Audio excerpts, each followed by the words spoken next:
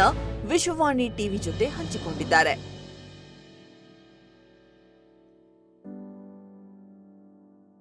Sir, ದಕ್ಷಿಣ ಧ್ರುವವನ್ನು ತಲುಪಲು ಬೇಕಾದ ಸಿದ್ಧತೆಗಳೇನು?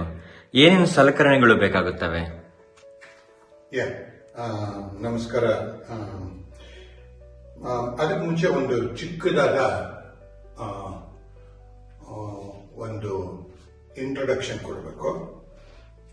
ನಾನು ಅಂಟಾರ್ಟಿಕಾಗೆ 2010ರಲ್ಲಿ ಹೋಗಿದ್ದೆ. ಉತ್ತರ ಧ್ರುವಕ್ಕೆ 2015ರಲ್ಲಿ ಹೋಗಿದ್ದೆ. ಈ ವರ್ಷ 2026ರಲ್ಲಿ ದಕ್ಷಿಣ ಧ್ರುವಕ್ಕೆ ಹೋದೆ. ನಾನು ಪ್ರಯಾಣ ಮಾಡಿದ್ದ 53 ದೇಶ, ಉತ್ತರ ಧ್ರುವ, ದಕ್ಷಿಣ ಧ್ರುವ, ಅಂಟಾರ್ಟಿಕಾ, ಇವೆಲ್ಲದರಲ್ಲಿ ಸೇರಿದಾಗ ವಿಪರೀತ ಪ್ರಿಪ್ರೇಷನ್, ತಯಾರಿ ಮಾಡಿಕೊಂಡಿದ್ದು ದಕ್ಷಿಣ ಧ್ರುವಕ್ಕೋಸ್ಕರ. ಅಂಡ್ ಇವಾಗ ದಕ್ಷಿಣ ಧ್ರುವಕ್ಕೆ ನಮಗೊಂದು ಲಿಸ್ಟ್ ಕೊಟ್ಟಿದ್ರು, ಇಲ್ಲಿದೆ.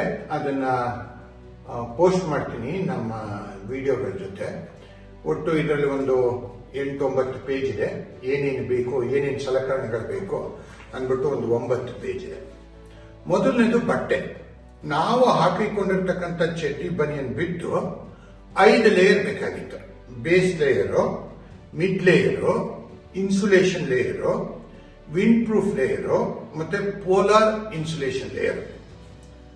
ಅದು ಬಟ್ಟೆಗಳ ಜೊತೆ. ಅಂದ್ರೆ ನಮ್ಮ ಇದನ್ನು ಸೇರಿಸಿದ್ರೆ 6 ಜೊತೆ ಬಟ್ಟೆ ಹಾಕೋಬೇಕಾಗಿತ್ತು, ಒಂದ್ರ ಮೇಲೆ ಒಂದ್ರ ಮೇಲೆ ಒಂದ್ರ ಮೇಲೆ. ಆಮೇಲೆ ಇದು ತಲೆಗೆ ಒಂದು ಟೋಪಿ, ಒಂದು ಕುಲಾವಿ, ರೈಟ್. ಆಮೇಲೆ ಆ ಕುಲಾವಿಗೆ ಒಂದು ಗೇಟರ್, ಬಫ್ ಅಂತ ಏನಂತಾರೆ, ಕತ್ತಿನ ಸುತ್ತ ಮತ್ತೆ ಮೂಗಿನ ತನಕ ಬರ್ತಕ್ಕಂಥದ್ದು ಗೇಟರು. ಆಮೇಲೆ ಇದು ಬಲ್ಕ್ಲಾವ. 3 ಲೇಯರು ತಲೆಗೆ ಹಾಕೋಬೇಕಾಗಿತ್ತು. ಕನ್ನಡಕಕ್ಕೆ ಒಂದು ಕನ್ನಡಕ, ಓಕ್ಲಿ ಕನ್ನಡಕ ಸಜೆಸ್ಟ್ ಮಾಡಿದ್ರು ಅವರು. ಆಮೇಲೆ ಅದ್ರ ಮೇಲೆ ಮತ್ತೆ ಗಾಗಲ್ಸ್ ಹಾಕೋಬೇಕಾಯ್ತು. ಕನ್ನಡಕದ ಮೇಲೆ ಗಾಗಲ್ಸ್. ಅಫ್ಕೋರ್ಸ್ ನಿಮ್ಮ ರೆಗ್ಯುಲರ್ ಕನ್ನಡಕ ಕೆಳಗಡೆ ಇರ್ಬೋದು. ನಾನು ಹೇಳ್ತಾ ಸನ್ ಗ್ಲಾಸಸ್ ಅಥವಾ ಕೂಲಿಂಗ್ ಗ್ಲಾಸ್. ಫಸ್ಟ್ ನಿಮ್ ಕನ್ನಡಕ, ಅದ್ರ ಮೇಲೆ ಕೂಲಿಂಗ್ ಗ್ಲಾಸ್, ಅದ್ರ ಮೇಲ್ಗಡೆ what you call it as goggles, very big one which you can see right here actually. ಕೈಗೆ liner gloves. First liner gloves, ಅದ್ರ ಬಗ್ಗೆ ಮುಂದೆ ಮಾತಾಡ್ತೀನಿ ನಾನು. ಆಮೇಲೆ ಮಿಡ್ ವೇಟ್ ಇನ್ಸುಲೇಟೆಡ್ ಗ್ಲೌಸ್ ಅಂತ ಅಂದ್ಬಿಟ್ಟು, ಅದಾದ್ಮೇಲೆ ಇನ್ಸುಲೇಟೆಡ್ ಮಿಟನ್ಸ್ ಅಂತ ಅಂದ್ಬಿಟ್ಟು. ಇದು ಸುಮಾರು ಇದು ನೆಕ್ಸ್ಟ್ ಕಾಲಿಗೆ ಫಸ್ಟ್ ಒಂದು ಸಿಲ್ಕ್ ಸಾಕ್ಸ್ ಹಾಕೋಬೇಕಾಗಿತ್ತು, ಥಿನ್ ಲೈನರ್ ಸಾಕ್ಸ್. ಅದ್ರ ಮೇಲೆ ಥಿಕ್ ಹೆವಿ ವೇಟ್ ಸಾಕ್ಸ್. ಮತ್ತೆ ಇಲ್ಲಿ ಸ್ಪೆಸಿಫಿಕ್ ಆಗಿ ಬರ್ತಿದ್ದಾರೆ -100 ಡಿಗ್ರಿ ಫ್ಯಾರನೀಟ್, ಅಂದ್ರೆ -73 ಡಿಗ್ರಿ ಸೆಲ್ಸಿಯಸ್ ಅಥವಾ centigrade rated snow boots with removable liners. So this is the most difficult items I was trying to search for. Many of them, including Baffin, it's a Canadian company, they had only up to -40 degrees. It was very difficult to find these boots actually. Next to lightweight boot one, that is just for if the temperature is high. Then duffel bag, iದೇ ತರ ಇರಬೇಕಾಗಿತ್ತು ಅವ್ರ requirement ಪ್ರಕಾರ. ಒಂದು duffel bag, ಒಂದು back pack. They have given a dimension, they have given the brand names also. ಆಮೇಲೆ one of the most important one, probably ನಾನು ನನ್ನ ಉತ್ತರ ಧ್ರುವ ಟ್ರಿಪ್ ನಲ್ಲಿ ಅದರ ಬಗ್ಗೆ ಹೇಳಿದ್ದೆ ನಾನು. ಅದೇನು ಅಂದ್ರೆ ನ್ಯಾಲ್ಜಿನ್ ವೈಡ್ ಮೌತ್ ವಾಟರ್ ಬಾಟಲ್. ಈ ತರದ್ದು 2 ವಾಟರ್ ಬಾಟಲ್ ತಗೋಬೇಕಾಗಿತ್ತು. ಒಂದು ನಂಬರ್ 1 ಮಾಡೋದಕ್ಕೆ, ಇನ್ನೊಂದು ಕುಡಿಯೋ ನೀರಿಗೆ. ಬಟ್ ನಂಬರ್ 1 ಮಾಡೋದು ಮತ್ತೆ ಇನ್ನೊಂದು ಮಿಕ್ಸಪ್ ಹಾಕೂಡ್ದು ಅನ್ಕೊಂಡು ಅವ್ರು ಮೊದಲೇ ಹೇಳ್ಬಿಟ್ಟಿದ್ರು, ಬಾಟ್ಲ್ ಮೇಲೆ ಯಾವ್ದ್ರಿ ಒಂದ ಮಾಡ್ತೀರಾ ಆ ಬಾಟ್ಲ್ ಮೇಲೆ ದಯವಿಟ್ಟು ನೀಟಾಗಿ ಬರ್ಕೊಂಡ್ಬಿಟ್ರಿ, ಯಾವ್ದು ಒಂದ ಬಾಟಲ್ ಮಿಕ್ಸಪ್ ಮಾಡ್ಕೊಂಡ್ಬಿಟ್ಟು ನೀರಿನ ಜೊತೆ ಅಂತ ಇಲ್ಲಿ ಬರ್ದಿದ್ದಾರೆ. It says very clearly, do not mix up drinking water bottle with your pee bottle ಅಂತ ಅಂದ್ಬಿಟ್ಟು. ಅದಾದ್ಮೇಲೆ sleeping bag. To our surprise ನಾವು ಒಂದು ಸ್ಲೀಪಿಂಗ್ ಬ್ಯಾಗ್, ಮತ್ತೆ ಸ್ಲೀಪಿಂಗ್ ಬ್ಯಾಗ್ ಇಲ್ಲಿ -40 ಡಿಗ್ರಿ ಸೆಲ್ಸಿಯಸ್ ಅಥವಾ -40 ಡಿಗ್ರಿ ಫ್ಯಾರನ್ಹೀಟ್ ಬ್ಯಾಗ್ ಕೇಳಿದ್ದಾರೆ. Sleeping bag.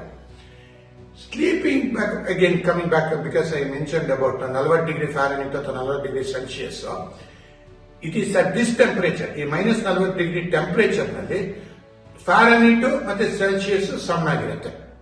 ಮುಂದಕ್ಕೆ ಹೋದಾಗೆ ಅಫ್ಕೋರ್ಸ್ ನಿಮ್ಗೆಲ್ಲರಿಗೂ ಫಾರ್ಮುಲಾ ಗೊತ್ತಿದೆ. ಯಾವಾಗ್ಲೂ ಏನು ಫ್ಯಾರನೀಟ್ ಇರುತ್ತೆ ಅದಕ್ಕೆ -32 ಕಳೆದುಬಿಟ್ಟು you multiply by 5/9 5 divided by 9 ಗುಣಿಸಿದ್ರೆ ನಿಮಗೆ ಸೆಂಟಿಗ್ರೇಡ್ ಬರುತ್ತೆ ಅಥವಾ ಸೆಲ್ಸಿಯಸ್ ಬರುತ್ತೆ. -40 ಅದೇ ಗುಣಾಕಾರ ಮಾಡಿದ್ರೆ -40 ರಿಮೈನ್ಸ್ -40.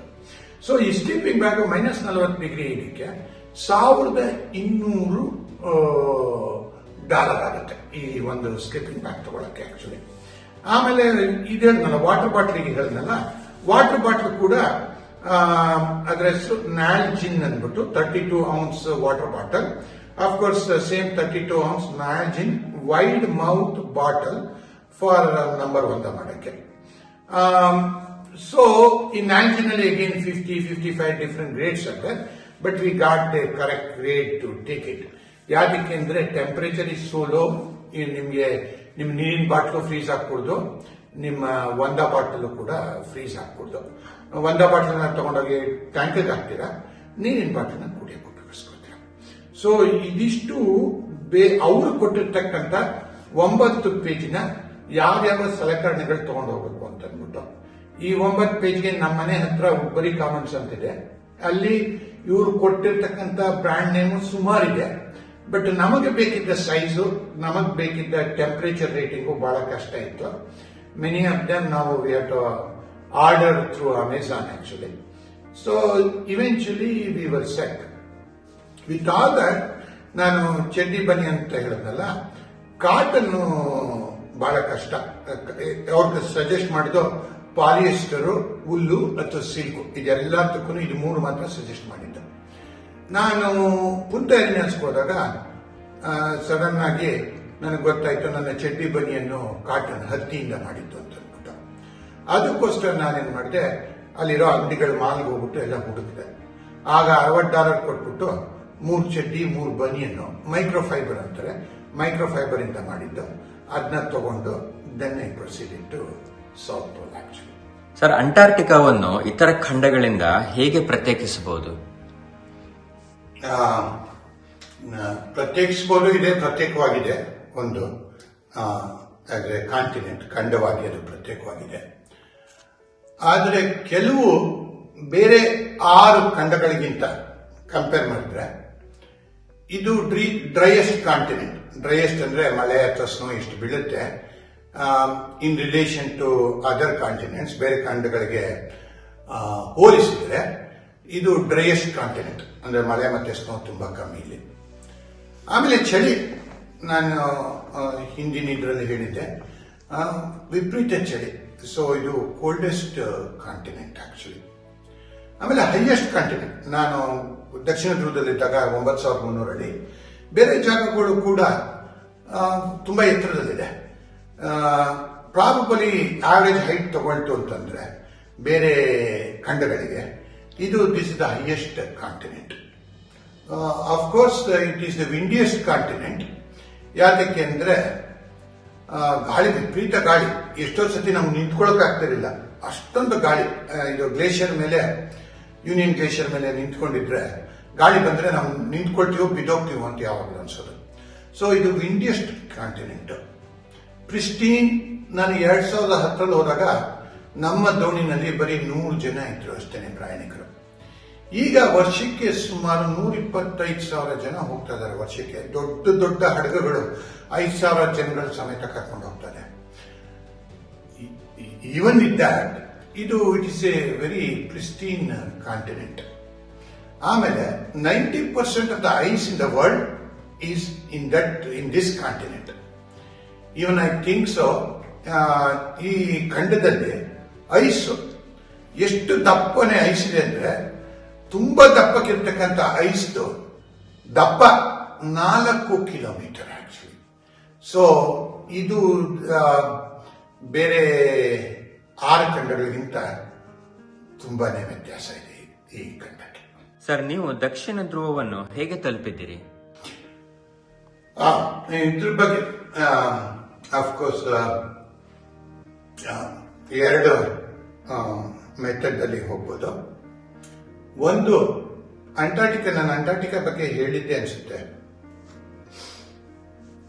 ಅಂಟಾರ್ಟಿಕಾ ಸುಮಾರು 1700 ಮೈಲಿ ಅದರ ವ್ಯಾಸ. ಯಾವಾಗ ಸಮ್ಮರ್ ಮಂತ್ಸ್ನಲ್ಲಿ, ಅಂದರೆ ನೀವು ಸುಮಾರು ಸೆಪ್ಟೆಂಬರ್ ಇಂದ ಮಾರ್ಚ್ ತನಕ ಅಲ್ಲಿ ಸಮ್ಮರ್ ಅಥವಾ ಸ್ಪ್ರಿಂಗ್, ಬೇಸಿಗೆ ಅಥವಾ ವಸಂತ ಋತು.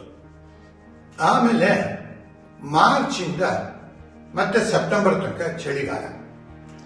ಯಾವುದು 1700 ಮೈಲಿ ತ್ರಿಜ್ಯ, ವ್ಯಾಸ ಅಲ್ಲ ಸಾರಿ, 1700 ಮೈಲಿ ತ್ರಿಜ್ಯ ಇರುತ್ತೆ, ಅದು 2400 ಮೈಲಿ ತ್ರಿಜ್ಯ ಆಗುತ್ತೆ.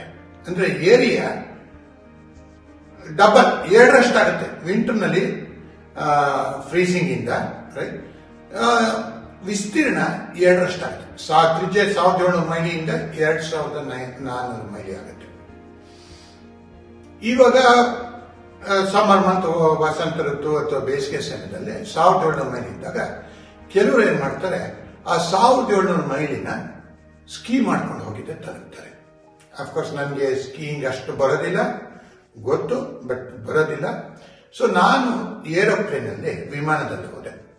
ಪುಂತ ಏರಿನಾಸ್ನಿಂದ ನಾವು ಒಂದು ಯೂನಿಯನ್ ಗ್ಲೇಷಿಯರ್ ಅಂದ್ಬಿಟ್ಟು, ನನ್ನ ನೆನಪಿನ ಪ್ರಕಾರ 79.55 ಡಿಗ್ರಿ ಅಕ್ಷಾಂಶ, ಅಲ್ಲಿಗೆ ತಲುಪಿದ್ವಿ.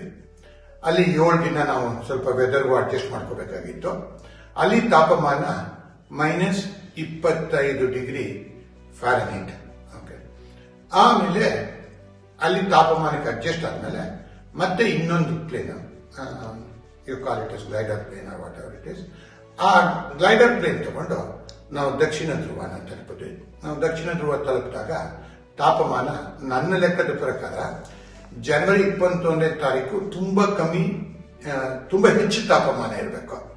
ಅಂದ್ರೆ -5 ಡಿಗ್ರಿ ಇರುತ್ತೆ ಅಂತ ಅನ್ಕೊಂಡಿದ್ದೆ. ನಾನು ಜನವರಿ 17ನೇ ತಾರೀಕು ಹೋದೆ. ಹೋದ ದಿನ ತಾಪಮಾನ -33.33 ಡಿಗ್ರಿ ಫ್ಯಾರನೈಟ್ ಇತ್ತು. ಸರ್, ನೀವು ದಕ್ಷಿಣ ಧ್ರುವವನ್ನು ತಲುಪಿದ ದಿನಾಂಕದ ವಿಶೇಷತೆ ಏನು? 2 ವಿಶೇಷ ಇದೆ.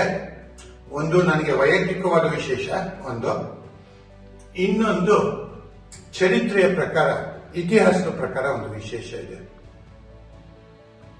ಜನವರಿ 17 ನಾವು ತಲುಪಿದ್ದಿನ, ಜನವರಿ 17 ರಾಬರ್ಟ್ ಸ್ಕಾಟ್ ಅಂತಂದ್ಬಿಟ್ಟು ಅವನು ದಕ್ಷಿಣ ಧ್ರುವ ತಲುಪುವುದಕ್ಕೆ ಮೊದಲಿಗನಾಗಬೇಕಾಗಿತ್ತು. ಅವನು ಸ್ವಲ್ಪ 4 ವಾರ, ಹೆಚ್ಚು ಕಮ್ಮಿ 4.25 ವಾರ ಲೇಟ್ ಆಗಿ ಬರ್ತಾನೆ. ಅವನು ಬ್ರಿಟಿಷ್ ಎಕ್ಸ್ಪ್ಲೋರರ್. ಸೊ ನಾವು 17ನೇ ತಾರೀಕಿಗೆ ತಲುಪಿದ ದಿನ, ಅದು 1912ನೇ ಇಸ್ವಿ, ನಾವು 1926ನೇ ಇಸ್ವಿ. ಅಂದ್ರೆ ಆಲ್ಮೋಸ್ಟ್ 114 ವರ್ಷಗಳಾದ್ಮೇಲೆ ನಾವು ದಕ್ಷಿಣ ಧ್ರುವದಲ್ಲಿದ್ದೀವಿ. ಇನ್ನೊಂದು, ನನಗೆ ಮದುವೆ ಆಗಿದ್ದು, ಇಟ್ಸ್ ಎ ಕೋಇನ್ಸಿಡೆನ್ಸ್. ಅದು ಆಗ್ಬೇಕು ಅಂತೇನಿರಲಿಲ್ಲ, ಆ ದಿನನೇ ಹೋಗ್ತೀವಿ ಅಂತ. ಆದರೆ ನಾವು ಹೋಗಿದ್ದ ದಿನ ಇದು ಕೋಇನ್ಸಿಡೆನ್ಸ್, ನಾನು ಮತ್ತು ನನ್ನ ಹೆಂಡತಿಯ ಮದುವೆ ವಾರ್ಷಿಕೋತ್ಸವ ಕೂಡ. ಎಲ್ಲ ನನ್ನ ಸ್ನೇಹಿತರು ಇದಕ್ಕಿಂತ ಹೆಚ್ಚು ಯಾರು ವಾರ್ಷಿಕೋತ್ಸವಕ್ಕೆ ಏನು ಮಾಡೋದಕ್ಕಾಗೋದಿಲ್ಲ ಅಂದ್ರು. But what they did not know, ಅವ್ರಿಗೇನು ಗೊತ್ತಿಲ್ಲ ಅಂದ್ರೆ ಅದು ಕೋಇನ್ಸಿಡೆನ್ಸ್. ನಾನು ಉದ್ದೇಶಪೂರ್ವಕವಾಗಿ 17ನೇ ತಾರೀಕು ಅಲ್ಲಿರಬೇಕು ಅಂತ ನಾನು ಮಾಡಿಲ್ಲ. ಸರ್, ದಕ್ಷಿಣ ಧ್ರುವದ ಆ ತೀವ್ರ ಚಳಿಯ ತಾಪಮಾನವನ್ನು ನೀವು ಹೇಗೆ ನಿರ್ವಹಿಸಿದ್ದೀರಿ? ತಾಪಮಾನ ಹೇಳಿದೆ, ಬಟ್ಟೆಗಳು ಕೂಡ ಹೇಳಿದೆ. ನಾವು ಆಲ್ಮೋಸ್ಟ್ 6 ಪದರ ಬಟ್ಟೆ ಹಾಕೊಂಡಿದ್ದೇವೆ. ನಾವು ಹೊರಡಕ್ಕೆ ಮೊದಲು 17ನೇ ತಾರೀಕು ಬೆಳಗ್ಗೆ ಹೊರಟ್ವಿ ದಕ್ಷಿಣ ಧ್ರುವಕ್ಕೆ, ಜನವರಿ 17, 20, 26. ಅದಕ್ಕೆ ಮುಂಚೆನೆ 3 ದಿನಗಳ ಮುಂಚೆನೆ ನಮ್ಗೆ ಹೇಳಿದ್ರು, ಹೆಂಡ ಕುಡಿಬೇಡಿ, ಆಮೇಲೆ ಬಾಡಿನ ಹೈಡ್ರೇಟ್ ಮಾಡ್ಕೊಳ್ಳಿ, ನೀರು ಚೆನ್ನಾಗಿ ಕುಡಿರಿ. ಆವಾಗ ಆಲ್ಟಿಟ್ಯೂಡ್ ಏನಂತೀವಿ, ಎಲಿವೇಶನ್, ಅದು ಸುಮಾರು 9300 ಅಡಿ ಎತ್ತರ ಸಮುದ್ರದ ಇದರಿಂದ. ನಮಗೆ ಒಂದು ಪ್ರಶ್ನೆ ಬೇರೆ ಕೇಳಿದ್ರು, ಹೊರಡಕ್ಕೆ ಮೊದಲು ನಮ್ಮ ದುಡ್ಡು ಇಸ್ಕೊಳ್ಳೋಕೆ ಮುಂಚೆ ಒಂದು ಪ್ರಶ್ನೆ ಕೇಳಿದ್ರು, ನೀವು ಎಷ್ಟು ಎತ್ತರದ ತನಕ ಹೋಗಿದ್ದೀರಾ ಅಂದ್ಬಿಟ್ಟು. ನಾವು ನ್ಯೂಜಿಲೆಂಡಲ್ಲಿ ಮೌಂಟ್ ಕುಕ್ ಅಂತಿದೆ. ಒಂದು ಹೆಲಿಕಾಪ್ಟರ್ ತಗೊಂಡು ಮೌಂಟ್ ಕುಕ್ ಹತ್ರ ಫಾಕ್ಸ್ ಗ್ಲೇಷಿಯರ್ ಅಂತೀವಿ. ಅದು ಸುಮಾರು 12 ಮೈಲಿ ಉದ್ದ, 1 ಮೈಲಿ ದಪ್ಪ ಗ್ಲೇಷಿಯರ್. ಆ ಫಾಕ್ಸ್ ಗ್ಲೇಷಿಯರ್ ಮೇಲ್ಗಡೆಗೆ ಹೋದ್ವಿ ನಾವು. ಅದು ಮೌಂಟ್ ಕುಕ್ಕನು ಸುಮಾರು 13,000 ಅಡಿ ಎತ್ತರ ಸಮುದ್ರದಿಂದ. ಫಾಕ್ಸ್ ಗ್ಲೇಷಿಯರ್ ಸಮುದ್ರದ ಪಕ್ಕನೇ ಇದೆ ನ್ಯೂಜಿಲೆಂಡ್ ಅಲ್ಲಿ. ಸೊ ಅಲ್ಲಿ ಸುಮಾರು 12,000 ಅಡಿ ಎತ್ತರದಲ್ಲಿ ನಾವಿದ್ದಾಗ ನಮ್ಗೇನು ತೊಂದರೆ ಆಗಿಲ್ಲ, ಆಮ್ಲಜನಕದ ತೊಂದರೆ ಅಥವಾ ಏನೂ ಆಗಿರಲಿಲ್ಲ.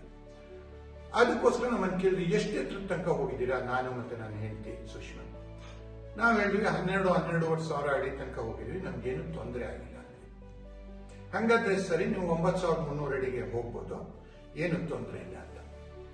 ಅದೇ ನನ್ನ ಹೆಂಡತಿ ಅವ್ರು ಹೇಳಿದ ಇನ್ಸ್ಟ್ರಕ್ಷನ್ಸ್ ಕೇಳಿಲ್ಲ ಅನ್ಸುತ್ತೆ. ಅವಳೇನ್ ಮಾಡಿದಾಳೆ, ಹಿಂದಿನ ದಿನ ರೆಡ್ ವೈನ್ ಕುಡಿದಿದ್ದಾಳೆ, ನೀರು ಹೆಚ್ಚಾಗಿ ಕುಡಿದಿಲ್ಲ. ಇನ್ನೇನು ನಮ್ಮ ವಿಮಾನ ಇಳಿಬೇಕು, ಇನ್ನೊಂದು 5 ನಿಮಿಷ ಇದೆ ಅನ್ನಕ್ಕೆ ಶುರು ಮಾಡಿದಾಗ ಅವಳು ಇದು ವಾಂತಿ ಮಾಡ್ಕೊಳಕ್ಕೆ ಶುರು ಮಾಡಿದ್ಲು. ನನ್ನ ಪಕ್ಕನೇ ಕೂತಿದ್ಲು, ಬ್ಯಾಗ್ ಕೊಟ್ಟೆ, ವಾಂತಿ ಬ್ಯಾಗ್ ಕೊಟ್ಟೆ. ಅಂದ್ರೂ ಏರ್ ಹೋಸ್ಟೆಸ್ಸು ಕೂತಿದ್ದವಳು, ಬರೀ 14 ಜನ ಅಲ್ಲಿ. ಏರ್ ಹೋಸ್ಟೆಸ್ಸು ಅವಳು ಸೆಲ್ ಫೋನ್ ನೋಡ್ತಾ ಇದ್ಲು. 3-4 ಸರಿ ಕರೆದೆ, ಅವಳೇನು ನೋಡ್ಲೇ ಇಲ್ಲ, ಅವಳ ಪಾಡಿಗೆ ಅವಳು ಸೆಲ್ ಫೋನ್ ನೋಡ್ತಾ ಇದ್ಲು ಏರ್ ಹೋಸ್ಟೆಸ್. ನಮ್ಮ ಜೊತೆ ಒಬ್ಬ ಡಾಕ್ಟರ್ ಇದ್ರು, ಡಾಕ್ಟರ್ ಕೂಡ ನೋಡ್ತಾ ಇದ್ರು. ಸರಿ, ಅವಳಿಗೆ ತಲೆ ಸುತ್ತು ಬಂತು. ಒಂದು ಆಲ್ಟಿಟ್ಯೂಡ್ ಇರ್ಬೋದು, ಒಂದು ಕಮ್ಮಿ ನೀರು ಕುಡ್ದಿರೋದಕ್ಕಿರ್ಬೋದು, ಇನ್ನೊಂದು ಪ್ರೀವಿಯಸ್ ಡೇ ವೈನ್ ಕುಡ್ದಿರೋದಕ್ಕಿರ್ಬೋದು. ಸರಿ, ಎಲ್ಲರೂ ಇಳಿದ್ರು ಏರೋಪ್ಲೇನ್ ಇಂದ. ನಾನು ಮತ್ತು ನನ್ನ ಹೆಂಡತಿ ಇಬ್ರು ಕಡೆ ನಡೆದಿದ್ವಿ. ಅವಳಿಗೆ ನಡೆಯಕ್ಕೆ ಕೂಡ ಆಗ್ತಿರ್ಲಿಲ್ಲ. ನಾವು ಏರೋಪ್ಲೇನ್ ಅಲ್ಲಿ ಎಲ್ಲಿ ಇಳಿದ್ವಿ, ಅಲ್ಲಿಂದ ಸೆರಿಮೋನಿಯಲ್ ಸೌತ್ ಪೋಲ್ ತುಂಬಾ ಪಕ್ಕನೇ ಇತ್ತು, ಒಂದು 500-1,000 ಅಡಿ ದೂರದಲ್ಲಿತ್ತು. ಅಂದ್ರೂ ಅವಳು ನಡೆಯಕ್ಕೆ ಕೂಡ ಆಗಿಲ್ಲ.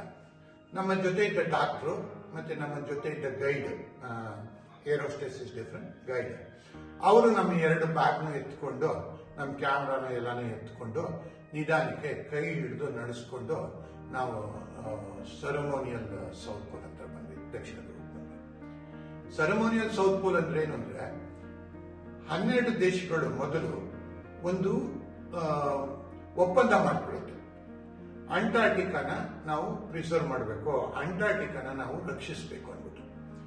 ಆ 12 ದೇಶಗಳು ಧ್ವಜಗಳನ್ನ ಒಂದು ಮೆಟಾಲಿಕ್ ಡೂಮ್, ಒಂದು ಪೋಸ್ಟ್ ಮೇಲೆ ಒಂದು metallic dome, glass dome, it reflects very well, ಅದನ್ನ ಇಟ್ಬಿಟ್ಟು 12 ಧ್ವಜಗಳನ್ನ ಇಟ್ಟಿದ್ದಾರೆ. ಅದಕ್ಕೆ ಸೆರೆಮೋನಿಯಲ್ ಪೋಲ್ ಅಂತ. ಈ ದಕ್ಷಿಣ ಧ್ರುವ ಏನಾಗುತ್ತೆ, ಐಸ್ ಇದೆಯಲ್ಲ, ದಕ್ಷಿಣ ಧ್ರುವದ ಮೇಲೆ ಇರತಕ್ಕಂಥ ಐಸು ಅದು ಚಲಿಸ್ತಾ ಇರುತ್ತೆ. ಅದಕ್ಕೋಸ್ಕರ ಏನಾಗುತ್ತೆ ಅಂದ್ರೆ, ದಕ್ಷಿಣ ಧ್ರುವ ಒಂದ್ ಜಾಗದಲ್ಲಿ ಇರೋದಿಲ್ಲ. ಇವಾಗ ದಕ್ಷಿಣ ಧ್ರುವ ಅಲ್ಲಿಂದ ಸುಮಾರು 1,000 ಅಡಿ ಇದೆ. ಪ್ರತಿ ಸತಿ ಐಸ್ಬರ್ಗ್ ಹಿಮ ಇದು ಕರೆಕ್ಟ್ನಂಗೆ, ಸಾರಿ ನಾಟ್ ಕರೆಕ್ಟ್, ಚಲಿಸ್ದಂಗೆ ಅದನ್ನು ಮೂವ್ ಮಾಡ್ತಾರೆ. ಅದು ಸುಮಾರು 1,000 ಅಡಿ ದೂರ ಇತ್ತು ceremonial south pole. So basically ಒಂದು ಸೆರೆಮೋನಿಯಲ್ ಸೌತ್ ಪೋಲ್, ಒಂದು ದಕ್ಷಿಣ ಧ್ರುವ. ಆಮೇಲೆ ನಮ್ಮ ಜೊತೆ ಒಬ್ಬರು ಜಾಪನೀಸ್ ಪ್ರಯಾಣಿಕರಿದ್ರು, ಅವಳ ಹೆಸರು ಅಕೀಕೋ ಅಂತ ಅಂದ್ಬಿಟ್ಟು. ಸೆರೆಮೋನಿಯಲ್ ಸೌತ್ ಪೋಲ್ ತನಕ ಅಕೀಕೋ ಚೆನ್ನಾಗಿದ್ರು. ಬಟ್ ಇದಕ್ಕೆ ತಲುಪಿದ ತಕ್ಷಣ ಆಲ್ಮೋಸ್ಟ್ ಬೀಳಕ್ ಹೋದ್ರು ದಕ್ಷಿಣ ಧ್ರುವ ತಲುಪಿದಾಗ. ಆವಾಗ ಡಾಕ್ಟರ್ ಇದ್ರು, ಆಕ್ಸಿಜನ್ ಇತ್ತು.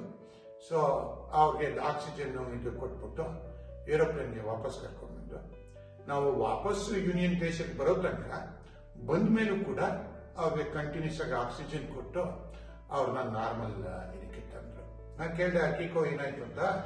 ಗುರುತ್ವಾಕರ್ಷಣೆ ಇದರಿಂದ, ದಕ್ಷಿಣ ಧ್ರುವದ ಗುರುತ್ವಾಕರ್ಷಣೆಯಿಂದ ನನಗೆ ಆ ಥರ ಆಯ್ತು. ಅದು ಈ ಉತ್ತರ ಧ್ರುವ, ದಕ್ಷಿಣ ಧ್ರುವ ಎಲ್ಲರೂ ಕೇಳ್ತಾರೆ, ಏನ್ ಅನ್ಸುತ್ತೆ ನೀವು ಅಲ್ಲಿದ್ದಾಗ ಅಂತ. ಅದು ಹೊರಗಡೆ ಇಂದ ಬರ್ತಕ್ಕಂಥ ಶಕ್ತಿ ಅಥವಾ ಫೋರ್ಸ್ ಏನಂತೀರ, rather than it is coming from inside actually. ಅಥವಾ ಭೂಮಿ ಸುತ್ತೋದು ಸೂರ್ಯನ ಗುರುತ್ವಾಕರ್ಷಣೆಯಿಂದ. ಸೊ ನನಗೇನು ಅನ್ನಿಸ್ತಿಲ್ಲ ಆ ಥರ. ಬಟ್ ಅಕೀಕೋ ಮತ್ತೆ ನನ್ನ ಹೆಂಡತಿ 14 ಜನ ಪ್ರಯಾಣಿಕರಿದ್ವಿ, ಅವರಿಬ್ರು ವೆರಿ ಕಂಫರ್ಟಬಲ್. ಆಮೇಲೆ ನನ್ನ ಹೆಂಡತಿ ಶಿರಿಕ. ಸರ್, ಕ್ಯಾಂಪ್ ಯೂನಿಯನ್ ಹಿಮನದಿಯಲ್ಲಿ ಎಷ್ಟು ಜನರಿದ್ದರು? ದಕ್ಷಿಣ ಧ್ರುವವನ್ನು ತಲುಪುವ ಮೊದಲು ಅವರೆಲ್ಲ ಏನು ಮಾಡುತ್ತಿದ್ರು? ಯೂನಿಯನ್ ಗ್ಲೇಷಿಯರ್, ರೈಟ್, ಹಿಮನದಿ. ಅಲ್ಲಿ ನಾನು ಹೋದಾಗ ನಮ್ದು ಕಡೆ ಟ್ರಿಪ್ ಕಡೆದು ಸುಮಾರು ನನಗೆ ಜ್ಞಾಪಕ ಇರೋ ಪ್ರಕಾರ ಒಂದು 40 ರಿಂದ 50 ಜನ ಇದ್ರು ಅಷ್ಟೇನೆ. ಅಲ್ಲಿ ಯೂನಿಯನ್ ಗ್ಲೇಷಿಯರ್ ಏನ್ ಮಾಡ್ತಾರೆ ಅಂದ್ರೆ ಡಿಸೆಂಬರ್ನಲ್ಲಿ ಕ್ರಿಸ್ಮಸ್ ಟೈಮ್ನಲ್ಲಿ ಒಂದು ಮ್ಯಾರಥಾನ್ ಓಡಿಸ್ತಾರೆ, half marathon, probably full marathon also. ಆವಾಗ ತುಂಬಾ ಜಾಸ್ತಿ ಜನ ಇರ್ತಾರೆ. ಆಮೇಲೆ ಇನ್ನೊಂದು ಗುಂಪು ಅವರೇನು ದಕ್ಷಿಣ ಧ್ರುವಕ್ಕೆ ಬರ್ತಿರ್ಲಿಲ್ಲ. ಅವರ ಉದ್ದೇಶ ಏನಿತ್ತು ಅಂತಂದ್ರೆ 7 ಖಂಡದಲ್ಲಿ ಯಾವುದು ಅತಿ ಎತ್ತರವಾದ ಶಿಖರ ಇದೆ ಅದನ್ನ ಹತ್ತಬೇಕು ಅಂತ ಅಂದ್ಬಿಟ್ಟು. ಸೊ ಅದಕ್ಕೋಸ್ಕರ ಅಲ್ಲಿ ಬೇಕಾದಷ್ಟು ಬೇರೆ ದೇಶಗಳಿಂದ ಜನಗಳು ಬಂದಿದ್ರು. ಅವ್ರು ಆಗ್ಲೇನೆ ಎವರೆಸ್ಟ್ ಶಿಖರ ಕೂಡ ಹತ್ತಿದ್ರು. ಅವ್ರ ಜೊತೆ ನಂದೊಂದು ಫೋಟೋ ಕೂಡ ಇದೆ, ಅದನ್ನ ನಿಮಗೆ ಕಳಿಸ್ತೀನಿ ನಾನು. ಸೊ ಅವರು ಟಿ ಶರ್ಟ್ ಹಿಂದ್ಗಡೆ ಹಾಕೊಂಡಿದ್ರು, climb all 7 continents of 7 highest continents of 7 continents, sorry 7 highest mountains of 7 continents ಅಂತ ಬರ್ಕೊಂಡಿದ್ರು ಅವ್ರು ಟಿ ಶರ್ಟ್ ಇಂದ. ಆಮೇಲೆ ಅಲ್ಲಿ ಇನ್ನೊಂದೇನು ಸಹಾಯ ಮಾಡ್ತಾರೆ ಅಂದ್ರೆ, ಇವಾಗ ನಾನು ಹೇಳಿದ್ನಲ್ಲ ದಕ್ಷಿಣ ಧ್ರುವನ ಏರೋಪ್ಲೇನ್ ಅಲ್ಲಿ ಹೋಗ್ಬೋದು, ಎಲ್ಲರೂ ಸ್ಕೀ ಮಾಡ್ಕೊಂಡು ಹೋಗ್ಬೋದು ಅಂತ. ಸುಮಾರು ಜನ ಒಬ್ಬೊಬ್ಬರನ್ನೇ ಸ್ಕೀ ಮಾಡಿಕೊಂಡು ದಕ್ಷಿಣ ಧ್ರುವ ತಲುಪ್ತಾರೆ. ಸೊ ಅವರು ಅವ್ರಿಗೆ ಸಹಾಯ ಮಾಡೋದು ಈ ಕ್ಯಾಂಪ್ನ ಉದ್ದೇಶ. ಆಫ್ಕೋರ್ಸ್ ಟ್ರ್ಯಾಕಿಂಗ್ ಸಿಸ್ಟಮ್ ಇರುತ್ತೆ, GPS, GIS and other things. And ಅವ್ರನ್ನ ಏನ್ ಮಾಡ್ತಾರೆ, ಟ್ರ್ಯಾಕ್ ಮಾಡ್ತಾರೆ. ಇವಾಗ ಯಾರ ದಕ್ಷಿಣ ಧ್ರುವ ಹೋಗೋ ಬದಲು ಮತ್ತೆ ಸಮುದ್ರದ ಕಡೆ ಹೊರಟೋಗ್ತಿದ್ರೆ, ಅವ್ರನ್ನ ತಪ್ಪಾಯ್ತು, ಅಲೈನ್ಮೆಂಟ್ ಕರೆಕ್ಟ್ ಆಗಿರ್ಲಿಲ್ಲ, ದಕ್ಷಿಣ ಧ್ರುವ ತಲುಪ್ತಾ ಇಲ್ಲ ಅಂದ್ರೆ ಆವಾಗ ಏನ್ ಮಾಡ್ತಾರೆ, ಇಲ್ಲಿ ಕೂತ್ಕೊಂಡು ಅವ್ರಿಗೆ ಮೆಸೇಜ್ ಕಳಿಸ್ತಾರೆ. ಕಳಿಸ್ಬಿಟ್ಟು ಸ್ಟಾರ್ಲಿಂಕ್ ಇಂದ ಕನೆಕ್ಟ್ ಆಗಿತ್ತು ಈ ಜಾಗ. ಸೊ ಅವ್ರನ್ನು ಸ್ಟಾರ್ಲಿಂಕ್ ಇಂದ ಕನೆಕ್ಟ್ ಆಗಿರ್ತಾರೆ ಅನ್ಸುತ್ತೆ, ಸ್ಯಾಟಲೈಟ್ ಫೋನ್. ನನ್ನ ಹತ್ರನೂ ಕೂಡ ಸ್ಯಾಟಲೈಟ್ ಫೋನ್ ಇತ್ತು. ಸೊ ಆ ಸ್ಯಾಟಲೈಟ್ ಫೋನ್ ಮೂಲಕ ಅವ್ರಿಗೆ ಒಂದು ಮೆಸೇಜ್ ಕಳಿಸ್ತಾರೆ, ನೀವು ತಪ್ಪು ಹೋಗ್ತಿದ್ರೆ ಈಗ ಬಲ್ಗಡೆ ಹೋಗ್ಬೇಕು, ಈ ಆಂಗಲಲ್ಲಿ ಹೋಗ್ಬೇಕು, ಈ ಡಿಗ್ರಿಲಿ ಹೋಗ್ಬೇಕು, ನೀವು ದಕ್ಷಿಣ ಧ್ರುವ ತಲುಪಕ್ಕೆ ಅಂತ.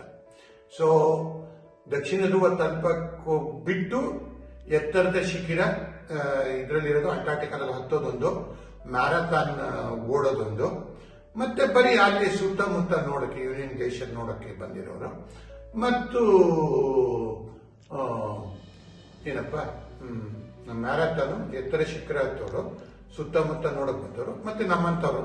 ನಾವಿದ್ದಾಗ ಬರೀ 14 ಜನ ಮಾತ್ರ ನಾವು ದಕ್ಷಿಣ ಧ್ರುವಕ್ಕೆ ಹೋಗ್ತಾ ಇದ್ವಿ. ನಮ್ಮಂತವ್ರು ದಕ್ಷಿಣ ಧ್ರುವಕ್ಕೆ ಹೋಗೋರು, ಮತ್ತೆ ಅಲ್ಲಿ ಸಪೋರ್ಟ್ ಸ್ಟಾಫ್ ಯಾರಿದ್ದಾರೆ ಅವತ್ತು. ಸೊ ಇದಿಷ್ಟು ಕೆಲಸನೂ ಅಲ್ಲಿ ಕ್ಯಾಂಪ್ ಸೈಟ್ ಅಲ್ಲಿ ಮಾಡ್ತಾ ಇದ್ವಿ.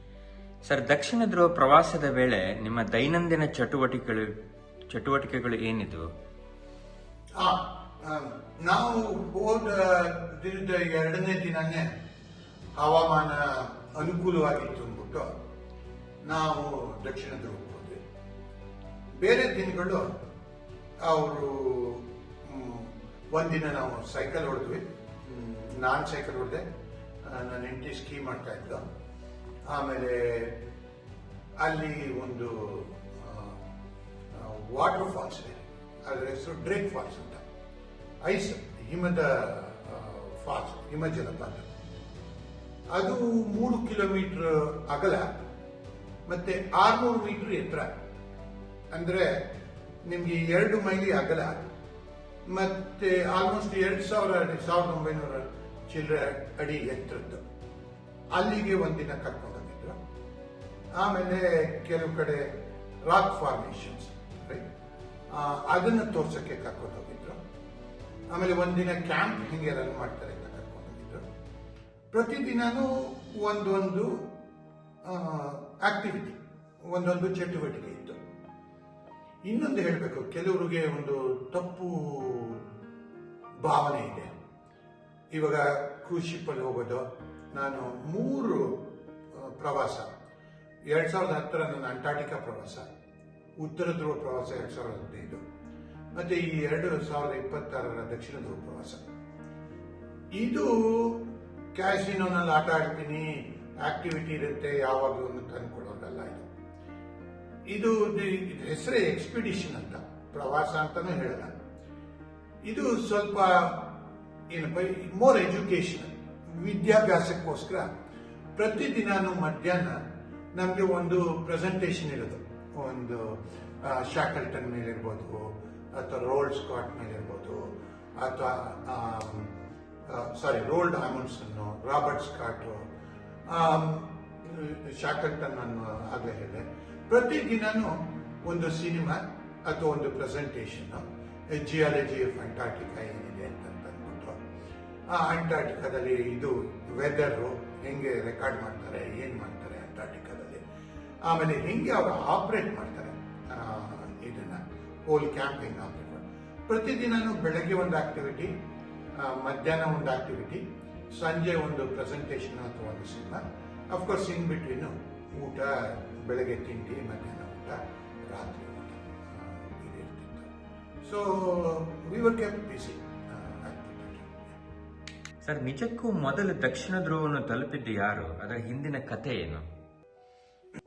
ಇದು ಸ್ವಲ್ಪ ಇದ್ರ ಉತ್ತರ ಸುಮಾರು ಉದ್ದಕ್ಕೆ ಇರುತ್ತೆ. ಆಕ್ಚುಲಿ ದಕ್ಷಿಣ ಧ್ರುವ ತಲುಪಕ್ಕೆ ಶಾಕಲ್ಟನ್ ಕಥೆ ನಿಮಗೆಲ್ಲ ಗೊತ್ತಿರ್ಬೋದು.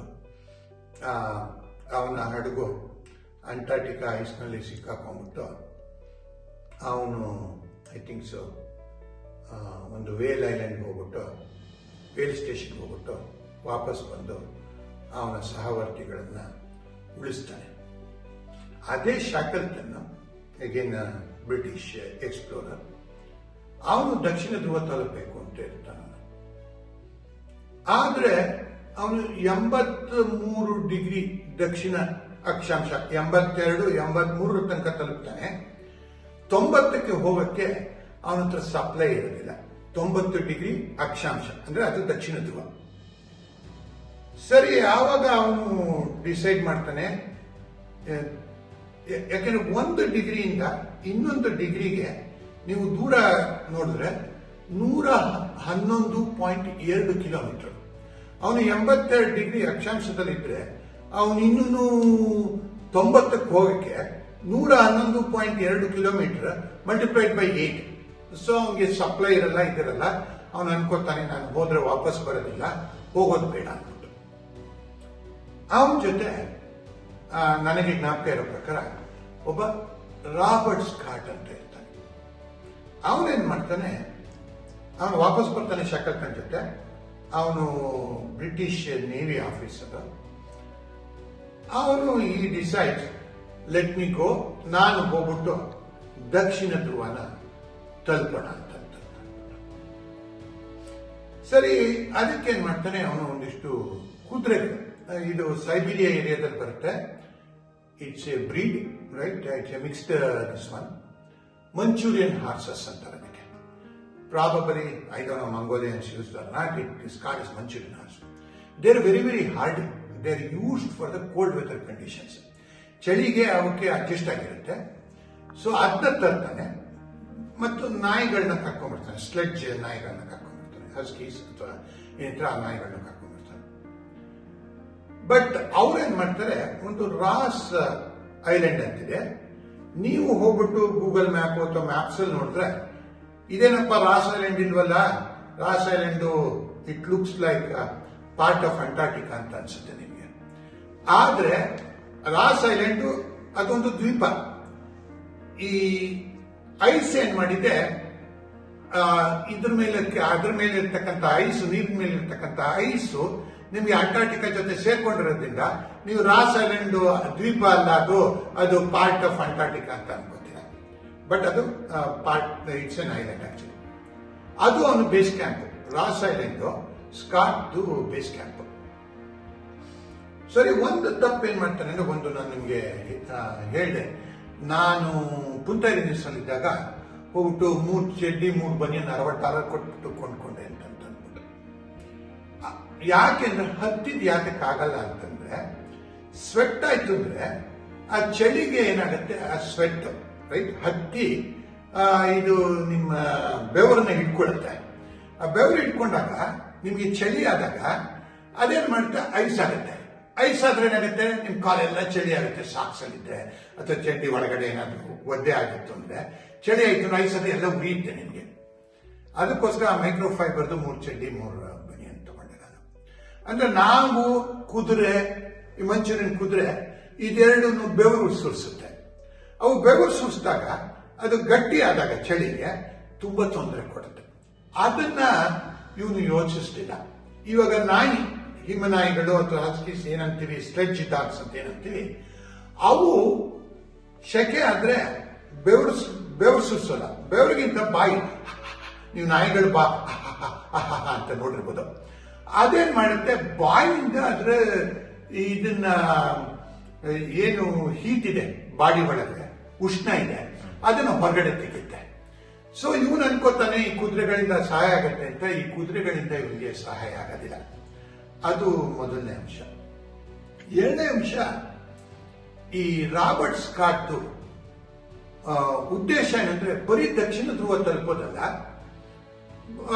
ಆಲ್ಸೋ ಅವನ ಉದ್ದೇಶ ಏನಂದ್ರೆ ರಿಸರ್ಚ್ ಏನಿದೆ, ಯಾವ ತರ ಕಲ್ಗಳಿದೆ, ಪಳಿಯುಳಿಕೆ ಇದೆಯಾ, ಅಲ್ಲಿ ಏನ್ ಮಾಡ್ತಾರೆ ಅವನು ಪ್ರತಿದಿನ ಬರ್ಕೋತ ಡೈರಿನಲ್ಲಿ. ಅದು ಎರಡನೇದು. ಮೂರನೇದು ಅವರು 4 ಜನ ಹೋಗ್ಬೇಕಾಗಿತ್ತು. 4 ಜನ ಹೋಗ್ಬಿಟ್ಟು 5 ಜನ ಆರಿಸ್ಕೊತಾರೆ. 5 ಜನ ಆರಿಸ್ಕೊತು ಅಂತಂದ್ರೆ ಅವಾಗ ಕಷ್ಟ. ಒಬ್ಬನಿಗೆ ಹೆಚ್ಚಿಗೆ ಊಟ ನಿಮ್ಗೆ ಎಷ್ಟು 20 ಭಾಗ ಊಟ ಕಮ್ಮಿ ಆಗೋಗುತ್ತೆ ನಿಮ್ಗೆ. ಅವನು ಪ್ರಯಾಣ ಶುರು ಮಾಡ್ತಾನೆ. ಅವರೆಲ್ಲ ಡಿಪೋಟ್ ಏನ್ ಮಾಡ್ತಿದ್ರು, ಅವ್ರು ಪ್ರಯಾಣ ಮಾಡುವಾಗ ಏನ್ ಮಾಡೋದು ಅಂದ್ರೆ ಇವಾಗ ಒಂದು 10 ಮೈಲಿ ಸುಮಾರು ಸುಮ್ಮನೆ ಹೇಳ್ತಾನೆ, ಒಂದು ಜಾಗದಲ್ಲಿ ಏನ್ ಆಹಾರ ಅಂತ ಅದನ್ನ ಹೂತಿರ್ತಾರೆ. ಯಾಕಂದ್ರೆ ಎಲ್ಲಾನು ಹೊತ್ಕೊಂಡು ದಕ್ಷಿಣ ಧ್ರುವಕ್ಕೆ ಹೋಗೋ ಅವಶ್ಯಕತೆ ಇಲ್ವಲ್ಲ. ಸೊ ರಸ್ತೆಯಲ್ಲಿ ಹೋಗ್ತಾ ಹೋಗ್ತಾ ಡಿಪೋ ಒಂದು ಟೆಂಟ್ ಹಾಕೋದು. ಬಟ್ ಊಟ ಎಲ್ಲ ಯಾಕಂದ್ರೆ ಚಳಿ ಇರುತ್ತಲ್ಲ, ಹಿಂಗೆ ರಕ್ಷಿಸುತ್ತಲ್ಲ ಅದು, ಊಟನೆಲ್ಲ ಅಗದ್ಬಿಟ್ಟು ಐಸ್ನ ಅಗದ್ಬಿಟ್ಟು ಹೂತಿಟ್ಬಿಟ್ಟು ಮಾರ್ಕ್ ಮಾಡ್ಬಿಟ್ಟು ಹೋಗ್ತಾ ಇರ್ತಾರೆ. ಸೊ ಒಂದು ಅವ್ನು ಶುರುವಿನಲ್ಲಿ ಕುದುರೆ ಉಪಯೋಗಿಸಿದ್ದು ತೊಂದರೆ ಆಯ್ತು. ಎರಡನೇದು ಅವನು ದಕ್ಷಿಣ ಧ್ರುವ ಕರ್ಕೊಂಡು ಹೋಗ್ತಾ 5 ಜನನ ಕರ್ಕೊಂಡೋದ. ಇನ್ನೊಂದು ಅವನ ಉದ್ದೇಶ ರಿಸರ್ಚ್ ಮಾಡೋದಾಗಿತ್ತು, ರೈಟ್? ಅದೊಂದು ಉದ್ದೇಶ ಇತ್ತು. ಸರಿ, ಆಮೇಲೆ ಅವನಿಗೆ ಸಪ್ಲೈ ಬರಬೇಕಾಗಿದ್ದು, ಸಪ್ಲೈ ಬರಲಿಲ್ಲ ಅವನಿಗೆ. ಅವನು ಇದರಲ್ಲಿ ನನಗೆ ಜ್ಞಾಪಕ ಇದ್ದ ಪ್ರಕಾರ ನ್ಯೂಜಿಲೆಂಡ್ ಅಲ್ಲಿ ಇದ್ದಾಗ ಅವನಿಗೊಂದು ಮೆಸೇಜ್ ಬರುತ್ತೆ, ಒಂದು ಟೆಲಿಗ್ರಾಮ್ ಬರುತ್ತೆ. ಅದ್ಯಾರಂದ್ರೆ ನಾರ್ವೆಯ ಒಬ್ಬ ಎಕ್ಸ್ಪ್ಲೋರರ್, ಅವನ ಹೆಸರು ರಾಡ್ ಅಮುಂಡ್ಸನ್ ಅಂತ ಅಂದ್ಬಿಟ್ಟು. ಅವನು ಹಿಂದೆ ಸುಮಾರು 1904ರಲ್ಲಿ 1906ರಲ್ಲಿ ಈ ಕೆನಡಾದ ಉತ್ತರ ಭಾಗಕ್ಕೆ ಇರತಕ್ಕಂಥ passage, we call it as north passage, ಅದು ಆರ್ಟಿಕ್ ಓಷನ್ ಇಂದ Atlantic ocean, Arctic ocean and connects to Pacific ocean. ಅದನ್ನ ಅವನು ಕಂಡಿರುತ್ತಾನೆ. ನೀವು 500 ವರ್ಷಗಳ ಹಿಂದೆ ಯೋಚಿಸಿದಾಗ್ಲೂ ಎಕ್ಸ್ಪ್ಲೋರರ್ಸ್ ಅವತ್ತಿನ ದಿನ ನಂಬಿಕೆ ಇಟ್ಕೊಂಡಿದ್ರು ಏನಂತ ಒಂದು ನಾರ್ತ್ ಪ್ಯಾಸೇಜ್ ಇದೆ ಅಂದ್ಬಿಟ್ಟು. ಬಟ್ ಅವ್ರಿಗೆ ಯಾಕೆ ಕಂಡಿಡ್ದಿರಕ್ಕಾಗಲಿಲ್ಲ ಅಂದ್ರೆ ಯಾವಾಗಲೂ ಅದು ಫ್ರೀಸ್ ಆಗಿರೋದು, ಅಥವಾ 6 ತಿಂಗಳು ವರ್ಷಕ್ಕೆ ಫ್ರೀಸ್ ಆಗಿರೋದು. ಸೊ ಇವನೇನ್ ಮಾಡಿರ್ತಾನೆ, ಅಮುಂಡ್ಸನ್ ಅವನು ನಾರ್ತ್ ಪ್ಯಾಸೇಜ್ ಕಂಡಿರ್ತಾನೆ. ಅವನು ಪ್ರಯಾಣ ಶುರು ಮಾಡ್ತಾನೆ. ಅವನು ಟೆಲಿಗ್ರಾಮ್ ಕಳಿಸ್ತಾನೆ, ಈ ತರ ನಾನು ದಕ್ಷಿಣ ಧ್ರುವಕ್ಕೆ ಹೋಗ್ತಾ ಇದ್ದೀನಿ ಅಂತ. ಆವಾಗ ಅವನ ಉದ್ದೇಶ ಏನಿತ್ತು ಅಂದ್ರೆ, ನಾನು ಹೋಗ್ತಾ ಇದ್ದೀನಿ, ನೀನು ಕಾಂಪೀಟ್ ಮಾಡಂಗಿದ್ರೆ ಕಾಂಪೀಟ್ ಮಾಡು ಅಂತ ಹೇಳಿರ್ಬೋದು. ಅದು ನನಗೆ ಗೊತ್ತಿಲ್ಲ. ಆಮೇಲೆ ರಾಸ್ ಐಲ್ಯಾಂಡ್ ಅಲ್ಲಿ ಇದ್ದಾಗ ಅಲ್ಲೊಂದು ಇದು ವೇಲ್ ಅಂದ್ರೆ ತಿಮಿಂಗಿಲ ಕೊಲ್ಲಿ ಅಥವಾ ವೇಲ್ ಬೇ ಅಂತ ಇರುತ್ತೆ. ಇವನು ಇನ್ನೇನು ರಾಸ್ ಐಲ್ಯಾಂಡ್ ಅಲ್ಲಿ ಪ್ರಯಾಣ ಶುರು ಮಾಡಬೇಕು ಅಂದಾಗ ಅವನೊಂದು ಮೆಸೇಜ್ ಇನ್ನೊಂದು ಬರುತ್ತೆ, ಈ ತರ ರಾಲ್ಡ್ ಅಮಂಡ್ಸನ್ ವೇಲ್ ಬೇನಲ್ಲಿ ಆಕ್ಟಿವ್ ಆಗಿದ್ದೇನೆ, ಅವನ ಜೊತೆ ನಾಯಿಗಳಿದೆ, ಅವನ ಜೊತೆ ಜನಗಳಿದ್ದಾರೆ ಅಂತ ಅಂದ್ಬಿಟ್ಟು. ಆವಾಗ್ಲೂ ಇವನೇನು ಅನ್ಕೊಳ್ಳಲ್ಲ, ಅವನು ದಕ್ಷಿಣ ಧ್ರುವ ತಲುಪ್ತಾನೆ ಅಥವಾ ತಲುಪೋದಿಲ್ಲ ಅಂತ ಅನ್ಕೊಳ್ಳಲ್ಲ. ಇವನ ಉದ್ದೇಶ ಬರೀ ದಕ್ಷಿಣ ಧ್ರುವ ತಲುಪೋದಲ್ಲ, ಆಲ್ಸೋ ರಿಸರ್ಚ್ ಕೂಡ ಇತ್ತಲ್ಲ.